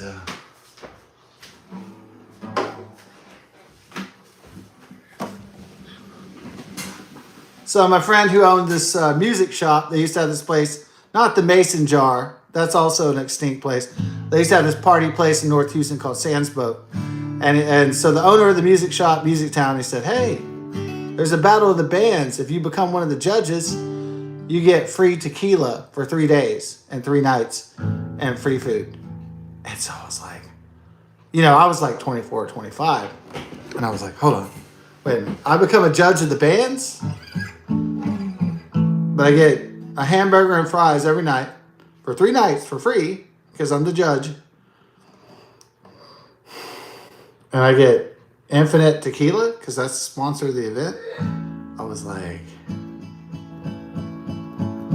wait a minute. Free food, free tequila for 3 nights. I get to watch a battle of the bands. I was like, I'm in. Okay, I'll be the judge then. Fine. Do I remember what happened those 3 nights? There was somebody playing music, I think, but I think I was more interested in the hamburger and the tequila, so I think I got shit-faced. Maybe I was the wrong person to ask. Hey, you want unlimited tequila? I want you to judge these music groups. Judge not, lest ye be judged, as Billy Joel would often say. Timberlake. I was saying, I got Timberlake. You got Timberlake. That means you got too fucked up at the party. Yeah, getting Timberlake. But then Billy Joel said, judge not, lest you be judged. And I said, man, he's getting biblical on me with the quotations. I said, oh, well, that killed me.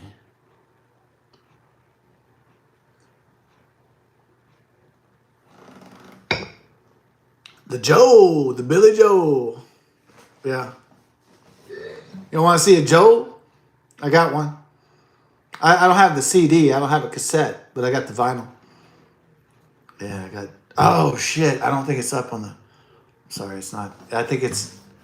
No, I put them vertical instead of horizontal, so I can't show you the Billy Joel greatest hits in the vinyl in there, in the closet. I'm sorry. I was excited. I was like, I'm going to show you all the Joel. The greatest hits.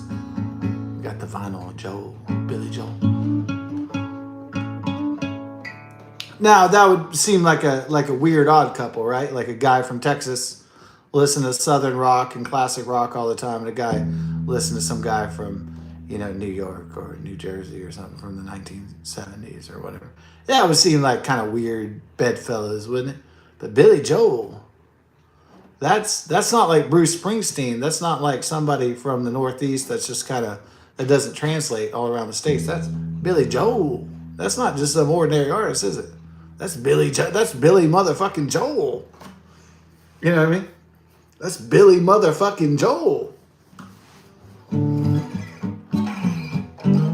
He transcends all barriers because his music is so good. Great. Billy Joel. He could be from fucking Vermont. He could be from fucking wherever Joe Biden's from. He could be from New Jersey. He could be from New York. He could be from... That motherfucker could be from Minnesota. Fuck, it doesn't matter. It's fucking Billy Joel. You know what I mean? Doesn't matter. People in the South would still buy all his records because shit was excellent. It's fucking Billy Joel. It's motherfucking Billy Joel. Come on. I mean, somebody in Utah would buy Billy Joel. Somebody in Texas would buy Billy Joel.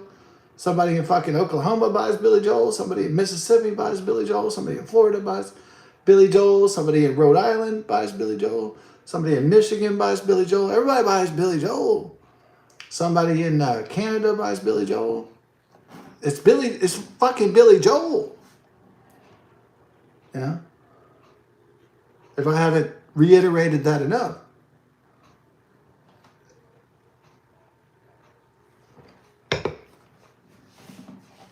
Okay, normally the world would be like, oh, it's some fucking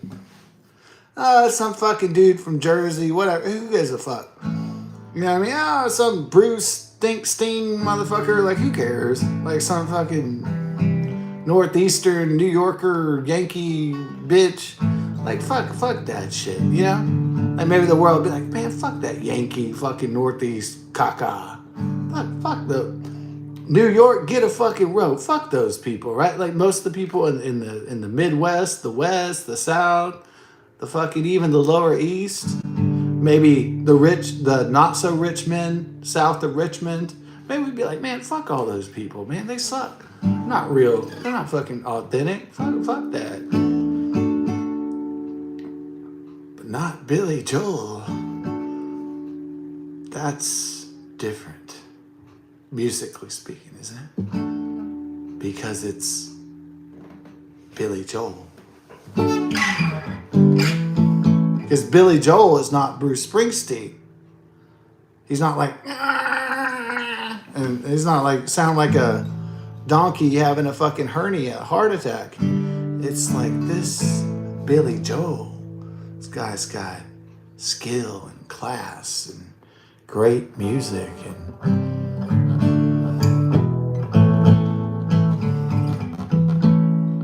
like when you listen to Billy Joel music, you can imagine yourself like as Billy Joel. You can imagine, like when you listen to other people's music, maybe you can imagine yourself in their world, you know, like not really, but like everything Taylor Swift does sounds like a fantasy by a 12-year-old girl. But Billy Joel, you're like, oh man, you could imagine yourself, especially if you're a guy, like you can imagine yourself in Billy Joel's world. You know, it seems like there's a down to earth quality of Billy Joel. Like he feels like a patriarchal type figure. He feels like a father type figure. He seems like a wise person. You know, he seems like a just person. He seems like a cool person. You know, like.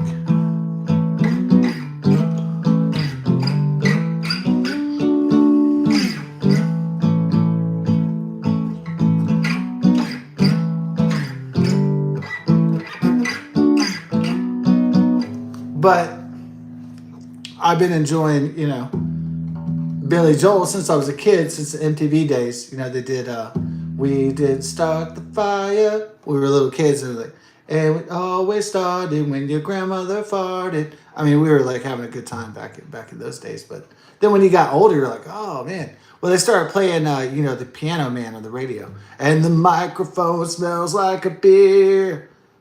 And they're all in love with loneliness. And it's like, oh man, this is, you know, fantastic. And then you buy the other Billy Joel records and Billy Joel's greatest hits, and you're like, wow, this is pretty impressive.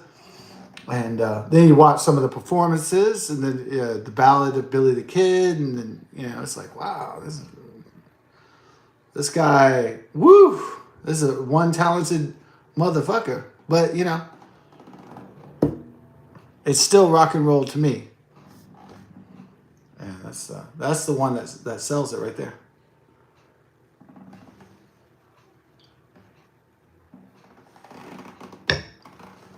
And when he goes, ooh, that shit, you know, kind of hit home with people. When he goes, ooh, like that shit was deep. I think that affected people a lot. That affected me, definitely. I heard that. I was driving along, you know, I guess it was, no, it wasn't Uptown Girl. I mean, I like Uptown Girl, you know. She was an uptown girl living in her uptown world. But I like that song that's like, you had to be a big shot, didn't you? And it's like, had a heart attack, I like when he does the heart attack, he goes, heart attack, I was driving on FM 1960 when I heard that one. I was like, man, this is really good shit. This is great shit. He goes, heart attack. It's like, this is great shit.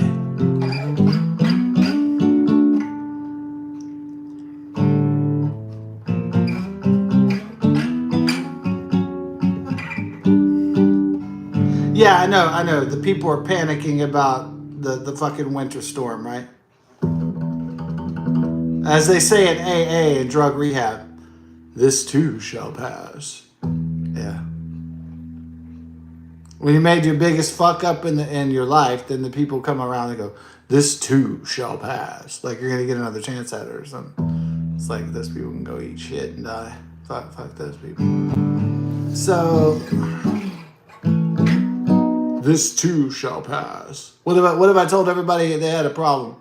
I was like, this too shall pass. Believe in Jesus. Or some bull BS bull balls like that. Everything is gonna be okay, you know? Yeah. You won't be enslaved by the AI matrix of Satan. Wink, wink.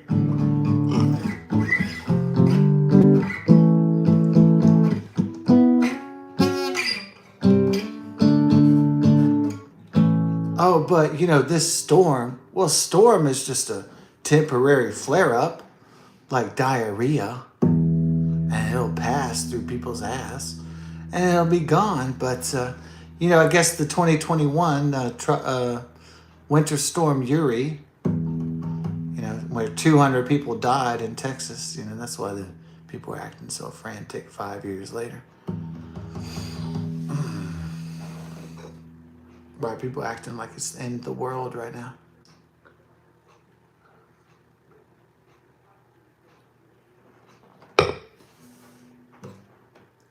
The deaths are attributed to dumb shit, like carbon monoxide poisoning. So there's no electricity. Your car's in the garage. In your garage, right? There's an odorless, colorless gas called carbon monoxide, which is the byproduct of the internal combustion engine, the hydrocarbons. And they combust and they make an odorless, colorless gas called carbon monoxide, which is different from what we exhale called carbon dioxide, CO2. This is carbon monoxide. Mono entails one. Okay. But you don't have to be a chemistry or a geology major to figure this out. Just follow along. So your electricity, the electrical grid went out because there's a severe storm. But you're cold. You're freezing your ass off because now the temp is, I don't know, 5, 10, 19, 18 degrees, way below freezing. You're freezing your ball dicks off. And so you're like, oh man, we need to get warm. Woo. Roll down the windows, Kate. You're in the garage door's shut. And you turn on your car, the exhaust is venting CO2, carbon monoxide. And then everybody dies because you're a fucking idiot. You just inhaled carbon monoxide. Everybody's dead now because you needed to get warm.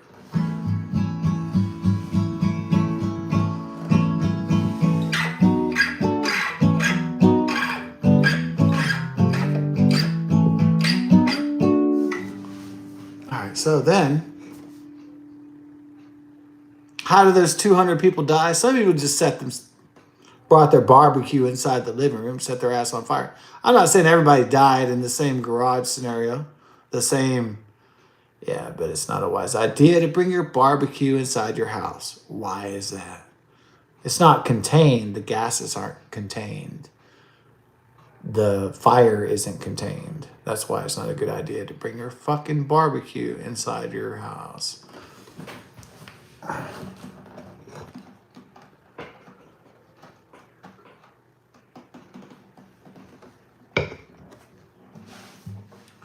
Niggas inhaling venomous gases and setting their ass on fire. That's why 200 people died. Another reason is the policies of the Biden-Harris administration, which prioritized, even at ERCOT and even in red states, green energy from the Chinese communists, wind turbines, solar power, unreliable power sources diminished the Texas power grid like it would any power grid. And that's why those people are dead too. Not just because they don't understand science or gases or geology or chemistry. They're dead because Biden-Harris administration, the Democrats, killed them through green energy, corruption, and climate change. Bull fucking shit. The climate change scam is this. The Chinese communists they manufacture solar panels, wind turbines, other green energy bullshit. And then they were planning to spread that in a climate crisis all around the world so that all the Western global liberal elite world order types could get extremely wealthy off this Chinese communist grift and Chinese people, Chinese elites themselves. So it was a big elite fucking grift, this climate change fucking scam to scare the fucking people into getting off of coal when the Chinese communists are building coal plants at a record rate compared to the United States and Europe and the rest of Western civilization. It's the fucking business scam. That's what that's what this fucking scam was about. And that's why people are dying in the States and in Western civilization.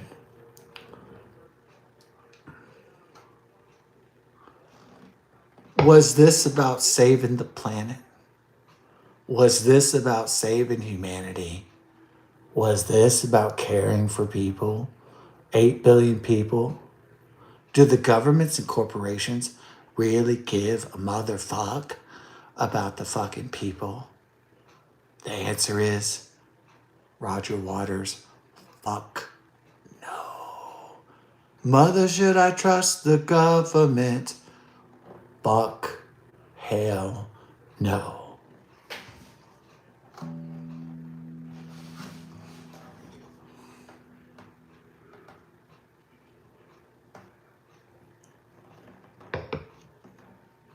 I know governments, corporations, even humanity itself exploits the good nature of hardworking, beautiful souls that care about other people and have empathy and emotional resonance with their fellow man.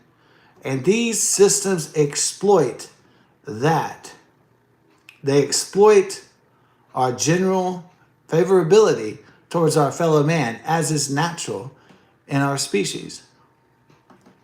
They exploit and they distort what is a natural impulse. They call it evil. If a man is drowning in a ditch and we go save a man from a ditch and he's drowning, they say we're too good. We're not. They say nice guys finish last. Why did you get that guy out of the ditch? You must be a bad fucking person.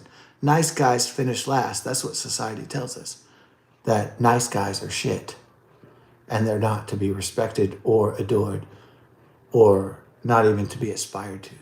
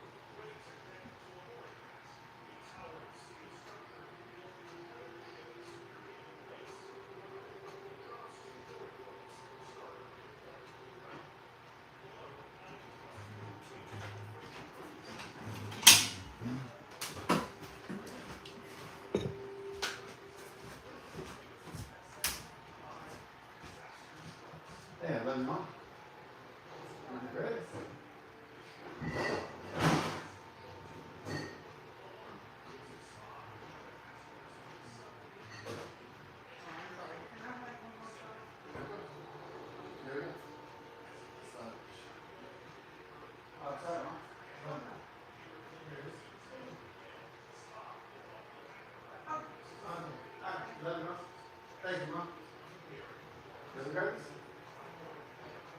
I'm worried. What? I know I fell the last time we had. Oh, really? You fell down the stairs? No, I don't know. But I know I hit my chin. Downstairs? No, I don't know if I fell on the stairs or whatever. And I know my shoulders were hurt, but I know my back was hurt. And my hip was hurt. We didn't fight. No, I was just, usually I go off just listening to things. no. Oh, you just fell downstairs? Either I fell Yeah. Oh, yeah. going out of the gate, or I fell on the stairs, Yeah. or something. Yeah. No, these stairs. Oh, I'm sorry. But anyway, I know I hit something in my chin, and it was a very, Well, if you need help downstairs, just tell me to help you downstairs. So okay, well, no. no, I'm just worried because we're slowing down the drinking time, Oh. so I'm worried. Yeah, our tolerance is going down. If you wait 1 week or 2 weeks or 3 weeks, next time you drink, you go, boom.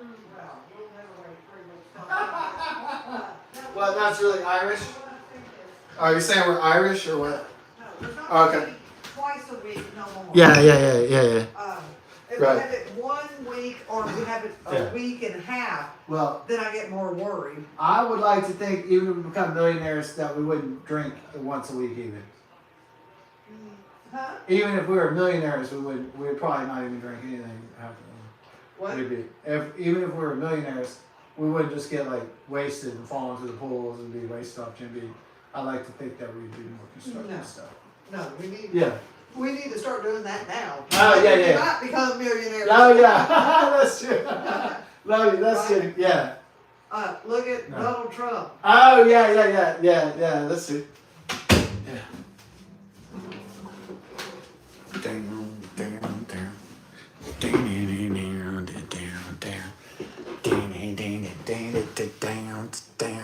So what's the song go? It goes like down, down, down, down, down, down, down, down, down, down, down, down, down.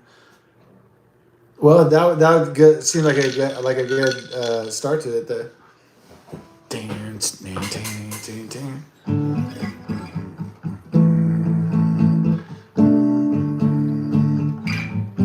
No, it should go like. Dan, dan, dan, dan, dan, dan, dan, dan, dan. No, it should go like. Dan, dan, dan, dan, dan, dan, dan, dan, dan, dan, dan, dan, dan.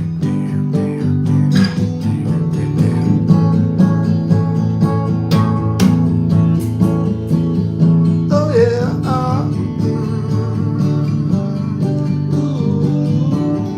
Ooh, yeah. So, I mean, my family's from Ireland and England. The Wheelers and Stanleys are from. The Wheelers are partly from Ireland and England, and the Stanleys are from England. And then my Native American ancestry bloodline is from the Cherokee, the Native American Indians. That's where I get my high cheekbones. Yeah, I guess there's a kind of intuitive side of being part Native American. I don't know, you'd have to be Native American to know what that is. You could sense the weather. You could sense the feelings of people. It's almost like being psychic. Yeah.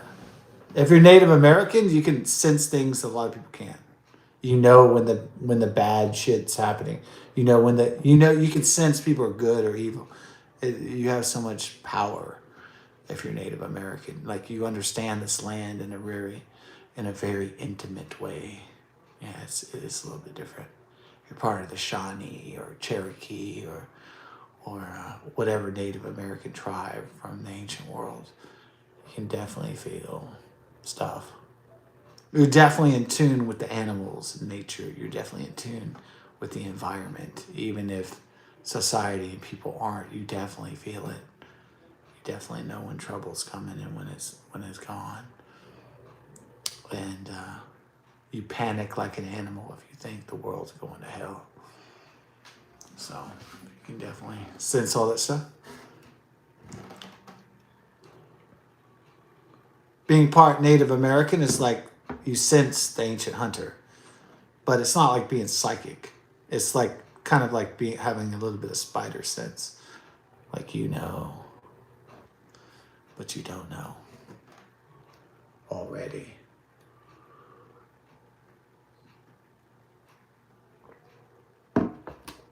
And if you're Native American, the animals treat you better.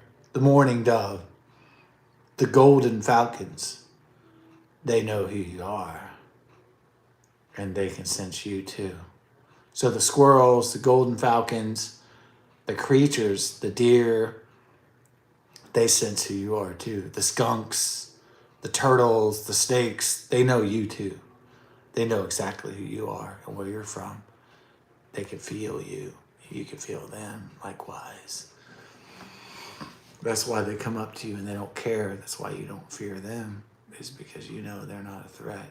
They know who you are because you're a Native American. You're in touch with you're in touch with this land, with these creatures in a way other human beings could never imagine. They tell you stories. That's what it's like to be a Native American. A lot of people would never understand what that's even like. Even a drop, a pint, or even not a pint of blood, but a droplet of blood to be a Native American heritage. Your ears, your eyes, your senses are just attuned. It's crazy.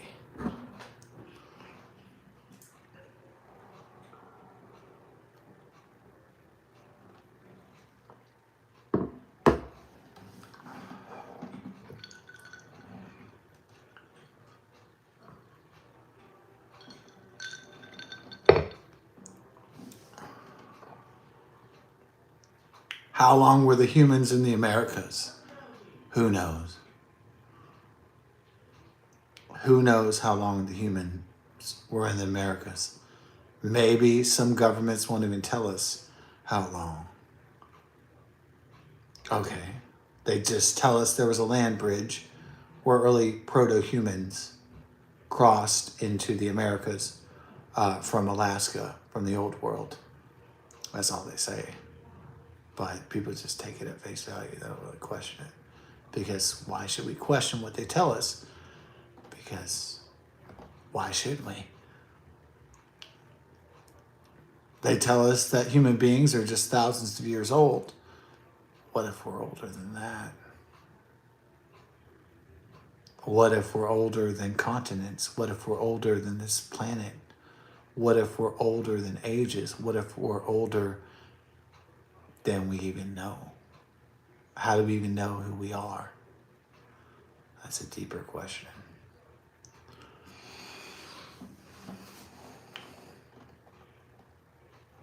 How do we even know who or what we are? And how could we even tell? What are the measurements? What's the science for that?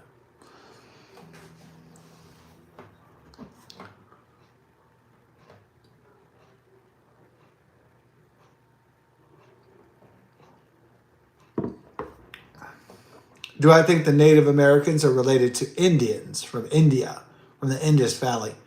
I'm not sure. Yeah, super healthy. I know. I read the cancer sections. I know. The people are like, oh, you eat cheeseburgers, you drink beer, or smoke a cigarette. I know. You say, oh, that's so unhealthy. Oh, you had the Long John Silver's chicken plank. You're going to die. Yeah, I know that. But how many cancer things have I... He never drank, he never smoked, but he still died of cancer. How many sob stories have I read about that shit? How many fucking comments on the internet have I read? But he never ever drank whiskey, but he still died at 32 of cancer of the anus. Yeah. So life is pretty complicated because it is. Now, what we try to do in life is reduce complications, reduce problems. That's natural to do that. All right. So it's better to reduce problems than to create more problems, because that will just create more problems. So naturally, as human beings, we want to reduce problems, so we try to reduce as many problems as we can. But there's some problems that are not solved, or apparently not solved. Now, we just trust that the health establishment and the government hasn't solved the cure for cancer. We just assume that the medical, industrial, pharmaceutical complex isn't just keeping people sick so they can hit us with enormous medical debt. We hope that's not actually the case, but it could be. Okay. Like Robert Kennedy Jr. has said. Has the military, corporate, industrial, pharmaceutical, technological, state media, propaganda complex kept us sick, eating garbage for years so that we would get sick and have to pay exorbitant medical bills and insurance bills? Well, that could actually be true. And I hate to say, but the darkest fucking most evil thing you could think of could be true. Because it could. Just because it could. Most people don't want to think that the system is against them. Most people want to think the system is for the working man, for the fair man, for the honest man. Most people, most dopes out there are working their butt off at the fucking factory, at the corporation, because they believe in this thing called the American dream. And they believe in this thing called hard work and fair play. And we keep on doing it for years and years and years and years. Because we believe in this shit. But as George Carlin said, the thing about the American dream is you got to be fucking asleep to believe it. Boom. Yeah. So unfortunately,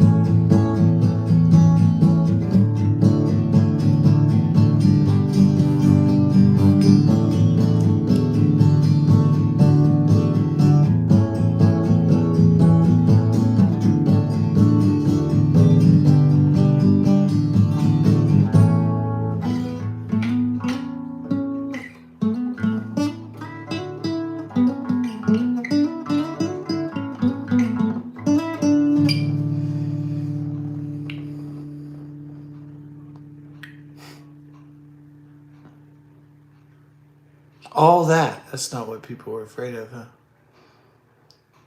Yeah. You're afraid of what things mean. Now that's the deepest. Balance is the hardest wave.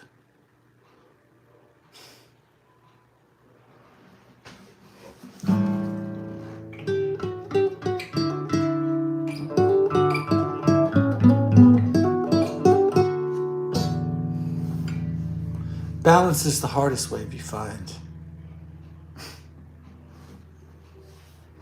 That's not what really people are afraid of. They're not afraid of a storm. They're not afraid of a plague. They're afraid of the judgment of God. They're afraid of what their existence means. That's what everybody's afraid of. Every soul that lives is. That's what everybody fears. What is this all about?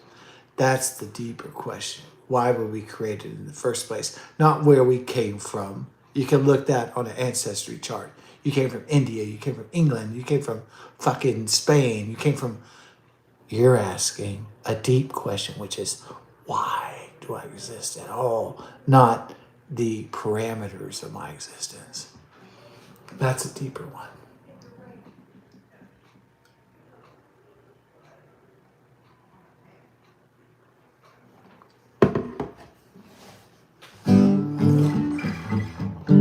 You're not asking, you're not wondering, why am I from Hong Kong? You're not wondering, why am I from India? You're not wondering, why am I from Russia? You're not wondering why you're from Ireland. You're wondering, why am I at all? That's the part that's ripping people apart, isn't it? Because it's so deep they can't even fathom their own consciousness, their own existence, to the point where it almost drives them mad or sad or in some bad place.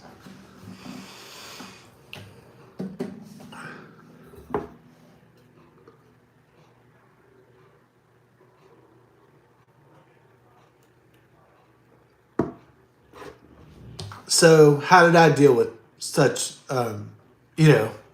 pretty epic questions?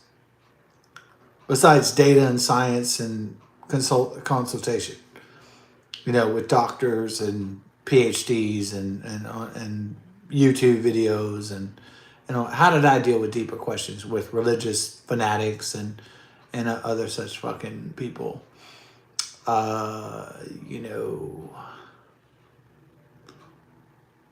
Well, I just dealt with it because I just accepted myself. I accepted I was supposed to be an Irish Native American English guy. I'm just supposed to accept who I am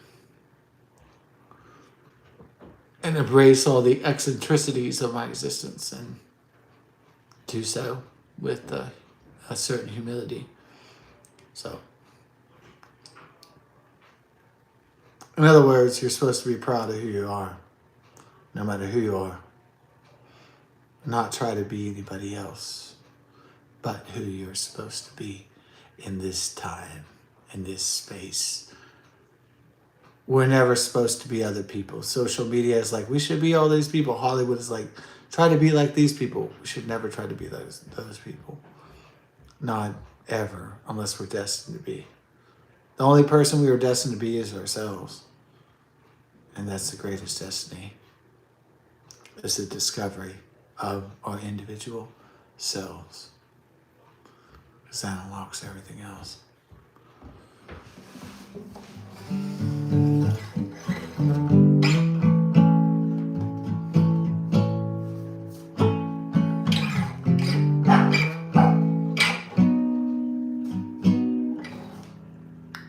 About to smoke a fag and get into the deep territory of self-consciousness. So what we're going to do here is disassociate between want and need and desire. We're going to go into actuality and reality. So we're going to go into like almost like a Hinduistic type Buddhist. So what we're going to do is do a disassociation from ego. All right.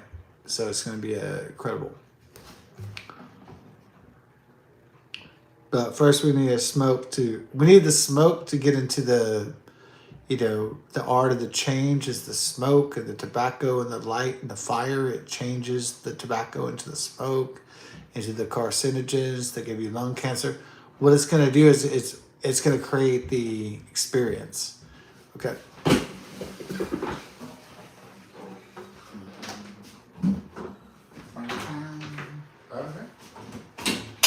Hey, Tula. Hey, Tula lady. I love you. I'm sorry. I didn't mean to disturb you. He would worry. Oh, Tula, you were worried about me, women. No, I love you. I'm sorry, Scott, but Bella and Tula love you to death. They can't live without you. I know, and that's a good thing. I'm sorry. I mean, Tula cries if you take Bella out. Bella's upset if you take Tula out. I don't know what to do. Except come up and comfort each one of them. They're so what? Oh, no. They have insecurities and they want their... Scott, Oh, they're afraid of the territory. That they don't have enough love for mom and stuff. Or something like that. No. Oh, they're just... I didn't know Shih Tzus were so territorial. No, they're so loyal. Oh, that they'll fight other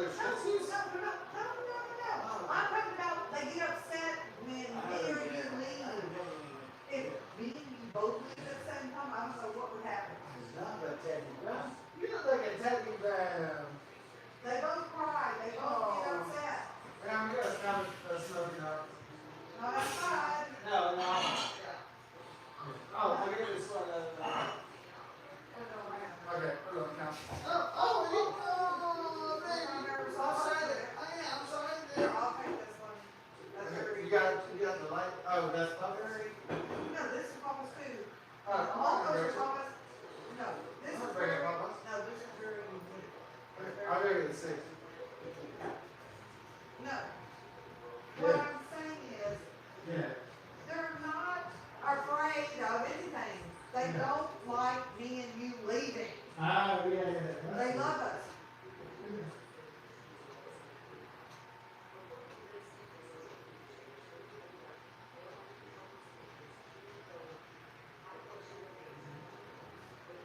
Does that make sense?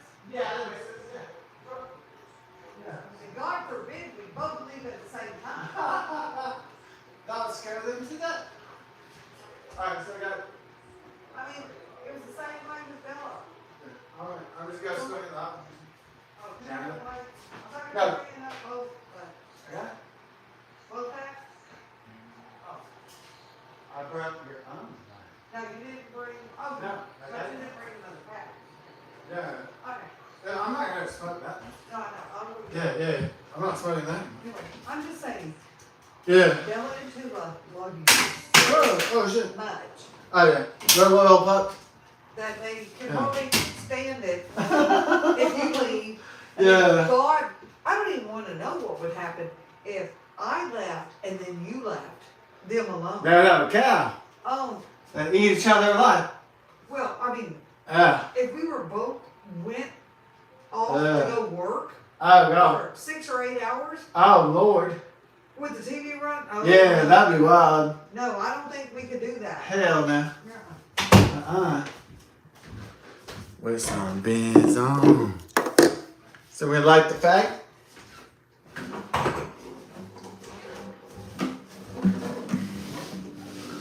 The fag. That's what they call it in England. They call the cigarette the fag. Why they call a cigarette a fag? I don't know. My ancestors are English. I'm not English myself. So I don't know why they call cigarettes fags. They're English. I don't know what they're looking at. Why they call it fag? Why they call gay people fags? Why would they call gay people cigarettes? There's a lot of mysteries in the English language, isn't there?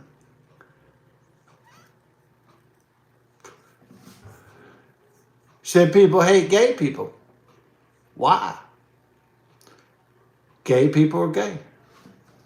Why hate gay people? What they do to you? Why be angry at gays? That's an interesting question. Why are people angry at gay?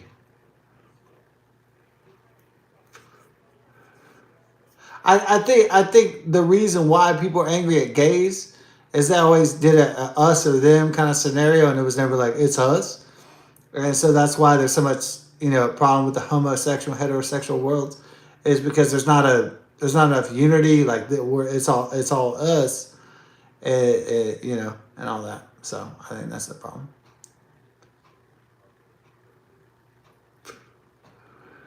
Because a lot of straight men, a lot of straight women buy Queen records. I bought a lot of Queen records, a lot of Elton John records.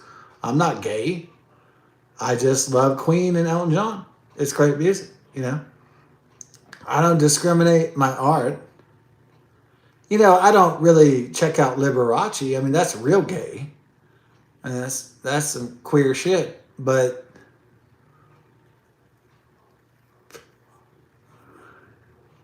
that's some gay ass shit.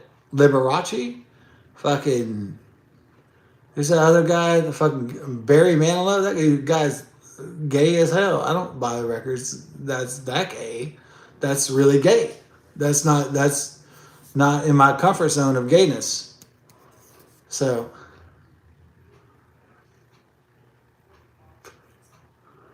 Is there feminine gayness? Is there masculine gayness? I guess there's all kinds of gayness, but it's not my type. You know what I'm saying? It's not my style.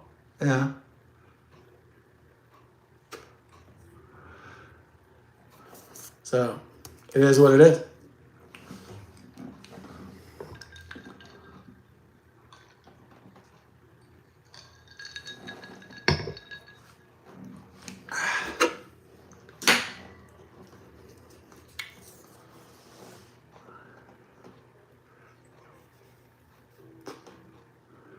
People just want good music.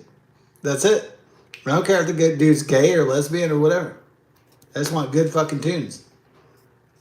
That's it. Bam. Problem solved. I know. A lot of people from Seattle and Portland, they move here and they're like, we're in a battle against the straight people. Like, no, you're not. No, you're not. You're not in a battle against heterosexuals. You're not.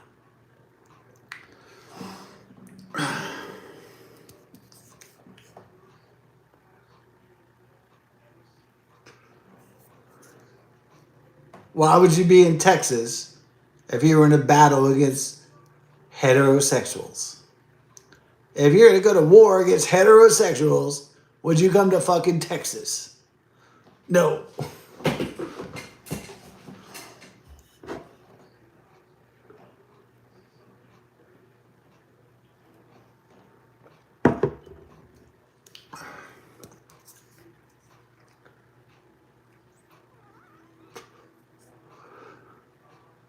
Is there a battle between gays and straights? No, there isn't. That's true. It's an imagined war that's not happening.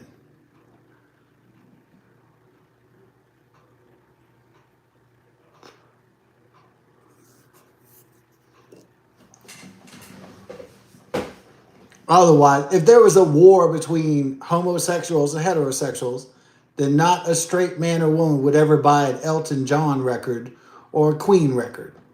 Obviously, there's something a lot deeper at play here.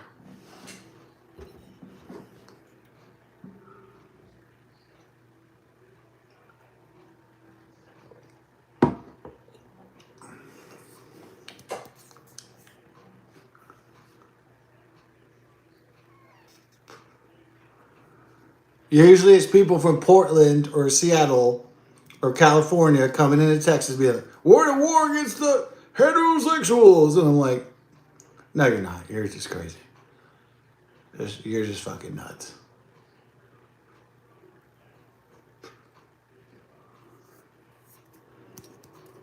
Nobody wants to hurt your homosexual rights or your lesbian rights. Nobody wants to take away your right to be gay. You know? Nobody. It's a fantasy notion. It's a fantasy. It's a joke. It's a fraud. It's a sham.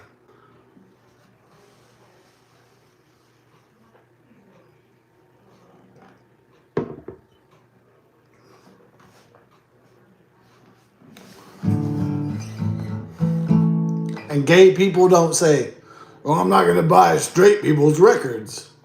I'm not going to buy Beatles records and Billy Joel records because they're straight.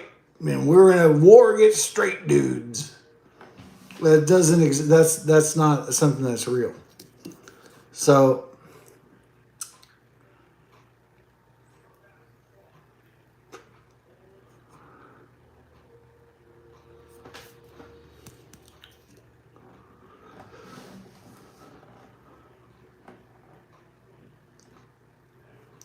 yeah. But should you be concerned about American liberty? Should you be concerned about people being free around the world? Now that is what people should be united on. People should be united on people being free and being able to be whoever they want to be. Now, people should always be in that fight. That's a real fight. That's a real journey. That's a real thing to fight for. That's a hill to die on. That's true. And so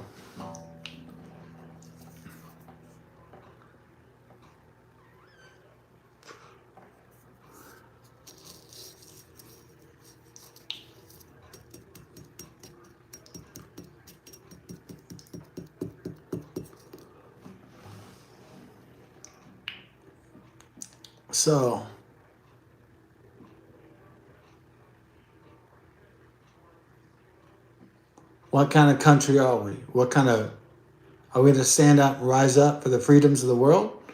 Are we going to stand up for Venezuela? Are we going to stand up for the freedom fighters in Iran and Farsi and for those that are struggling for their freedom in Iran? Are we going to fight for basic human rights, basic human freedoms of expression and liberty? Will we fight for those freedoms? Or find ourselves engulfed in nonsense? I think we should fight for real human freedoms, real human liberties.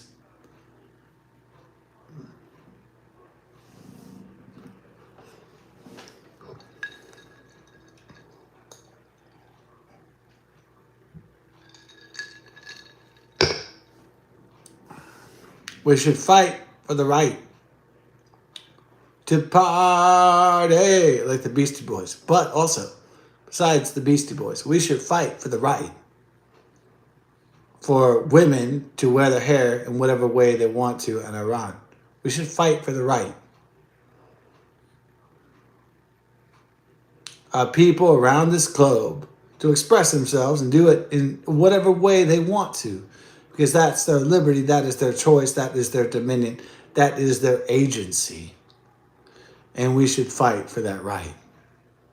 And we should support all those. We should support all our brethren out there. I'm not Iranian. I'm Irish. I'm Native American. I'm English. But we should support. I'm not Venezuelan. I'm not Latin. I'm not Spanish. But we should support all those out there that want freedom and liberty for their people. We should support all that want that. We should support all nations that want freedom and liberty and harmony. We should support all people that want this as their goal, as their strength.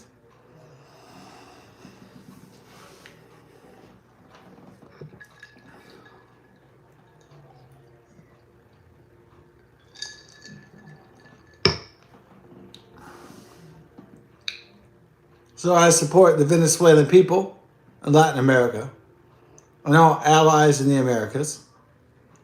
Somebody said, what? The American hemisphere, we are united because you said that America is different. No, there's North America, Central America, and South America. That's the Western Hemisphere. That is the American Hemisphere. I know there's different countries, but we're all Americans. So, according to the map, we're all Americans because there's North America, Central America, and South America. So you're saying we're not all Americans because we're named after the same explorer, Amerigo Vespucci?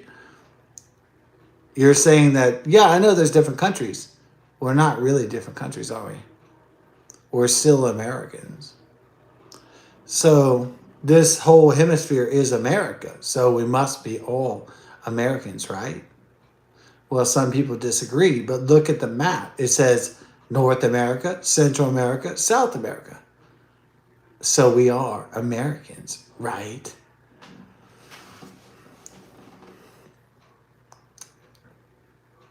Yeah, I know some people disagree, but it doesn't mean I have to agree. I don't have a disdain for Latinos.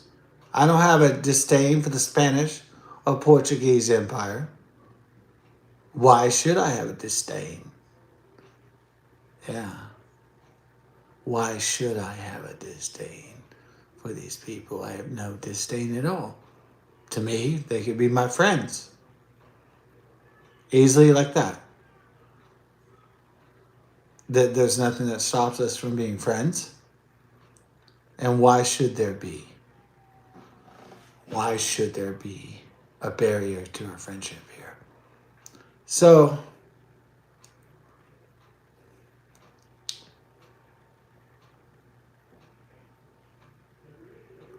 why shouldn't there be an Atlantic Union between the Americas and Europe? Why shouldn't there be a union between Greenland, Europe, America, and our allies? Why shouldn't there be an Atlantic Union between the Western Hemisphere, Greenland, Iceland, and Europe? The Transatlantic Union. Why should there not be? Should there not be a union? And what would stop that union from happening?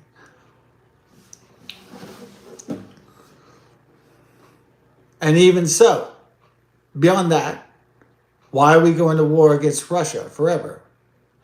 Because of the Soviet Union, Karl Marxists that want to destroy us and devour us? The Russian people are great. Why shouldn't we join Europe and also the Americas? Why should we go to constant war and bloodshed over nothing? Nobody likes the Russians, but why should we go to war with them? The Russians are kind of cool. Why should we go to war with Russia? I mean, it's ridiculous.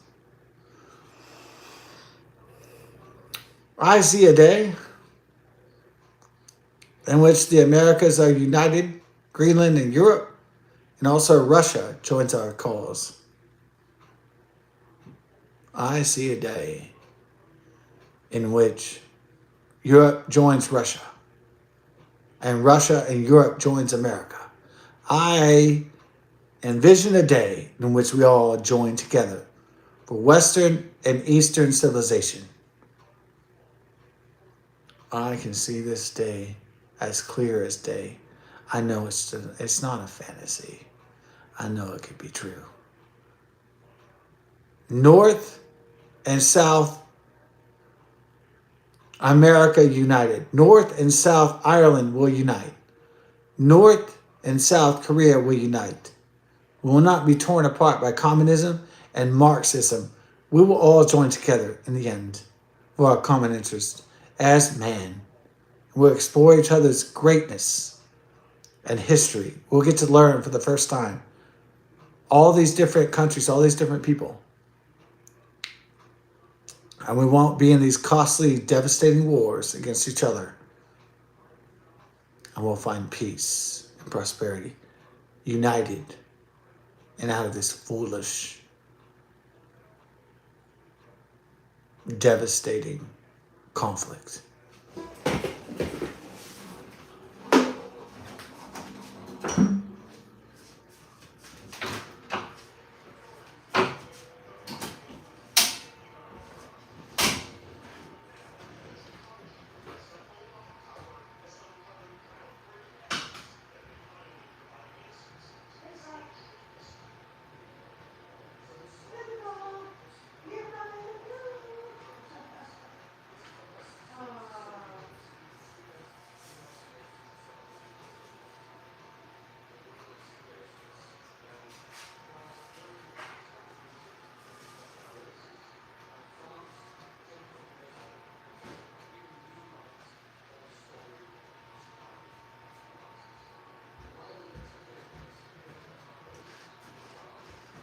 Hello, Miss Scott.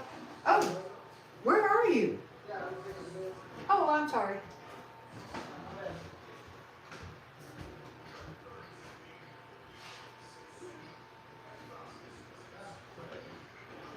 Yeah, I was taking a whisk. Yeah, my bad. I was just taking a whisk. Yeah. Oh, love it. Thanks. Yeah, I'm going. So can I? Alright. Oh, you don't have to do all the fishing, huh? Okay. Alright. Okay. Alright. Okay.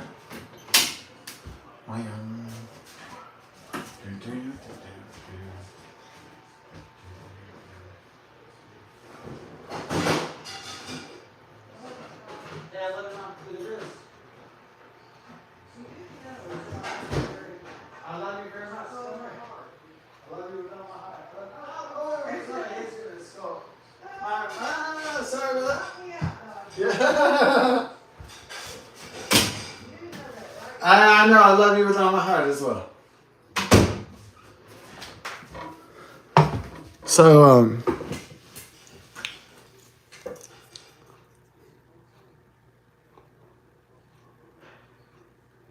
one day we'll find our fast friends will be with peace, like in the Star Trek 6, The Undiscovered Country. Our enemies will become fast friends.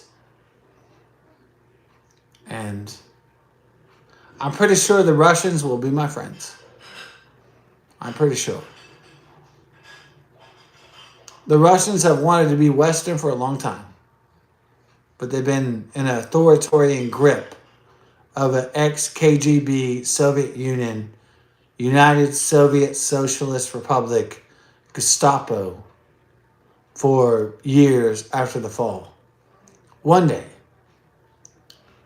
our governments will become fast friends and will trade. It'll be excellent. And everything will be fantastic. We won't go to war with each other, try to conquer each other's territory. That will be the end of that. One day, the Russians and the Americans and the Europeans will all trade, and there will be a harmony in the world. And there will be free trade, free exploration, free travel throughout our great nations. And everybody will get to enjoy the fruits and the labors of all nations and all people. One day, that day is fast approaching. The days of communist and totalitarian tyranny are ending. The days of revival and renaissance and joy are coming. Period. And it's going to happen slowly, but surely. It may not be a revolution in the Russian Federation or an uprising in the Chinese Communist Party. It will become slowly but surely in the streets of Venezuela and in the freedom fighters of Iran. It'll slowly trickle down, and eventually all people will battle for their freedom until the communists and the socialists will have no island left. The Mao Zedong, the Leninists will have no island on which to escape to.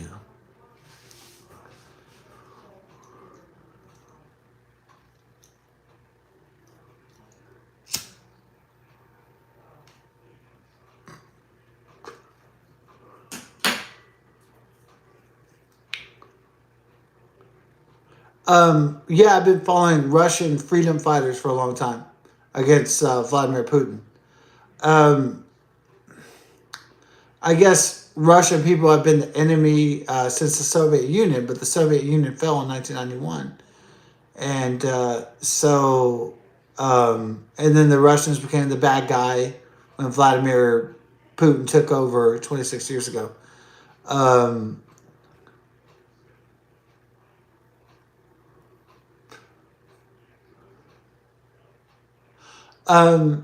I respect the Russian people and the Russian language and the Cyrillic alphabet. So I'm not anti-Russian. Some people are like, oh, you're a Russian sympathizer. No, I'm not. I am not a Russian sympathizer. I just believe that peace can be achieved between our peoples. So I do believe in that. So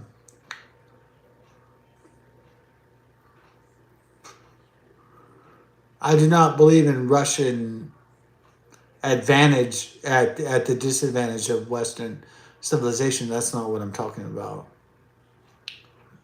What I'm talking about is a mutual exchange of our people and ideas, and a respect of our shared history, and with our shared people on this world.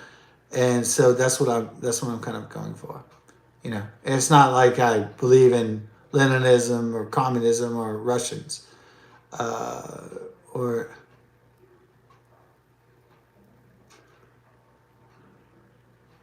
fascinating though.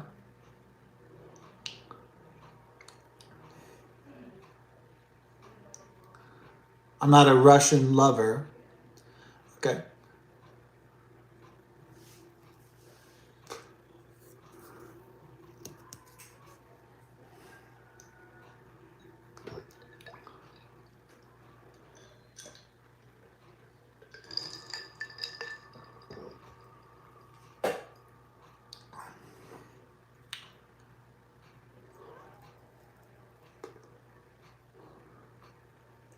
What I'm trying to say is that there will come a day in which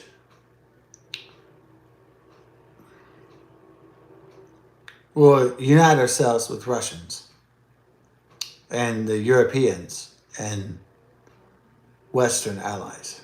That's what I'm saying. It's not like I believe.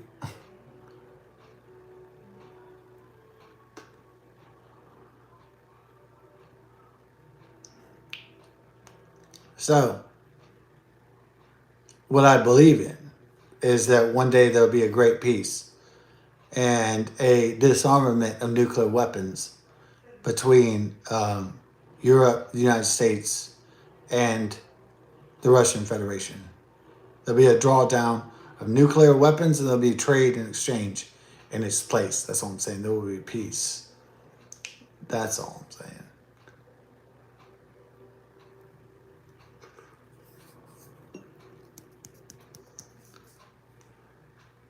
Yes, I admire Chinese and Russians, but their language, their people, their history. That's as far as my admiration goes. Not communism, not authoritarianism, not totalitarianism. That's not what I admire about them. What I admire about them is their culture, their history, their language. That's it. It doesn't go beyond any of that.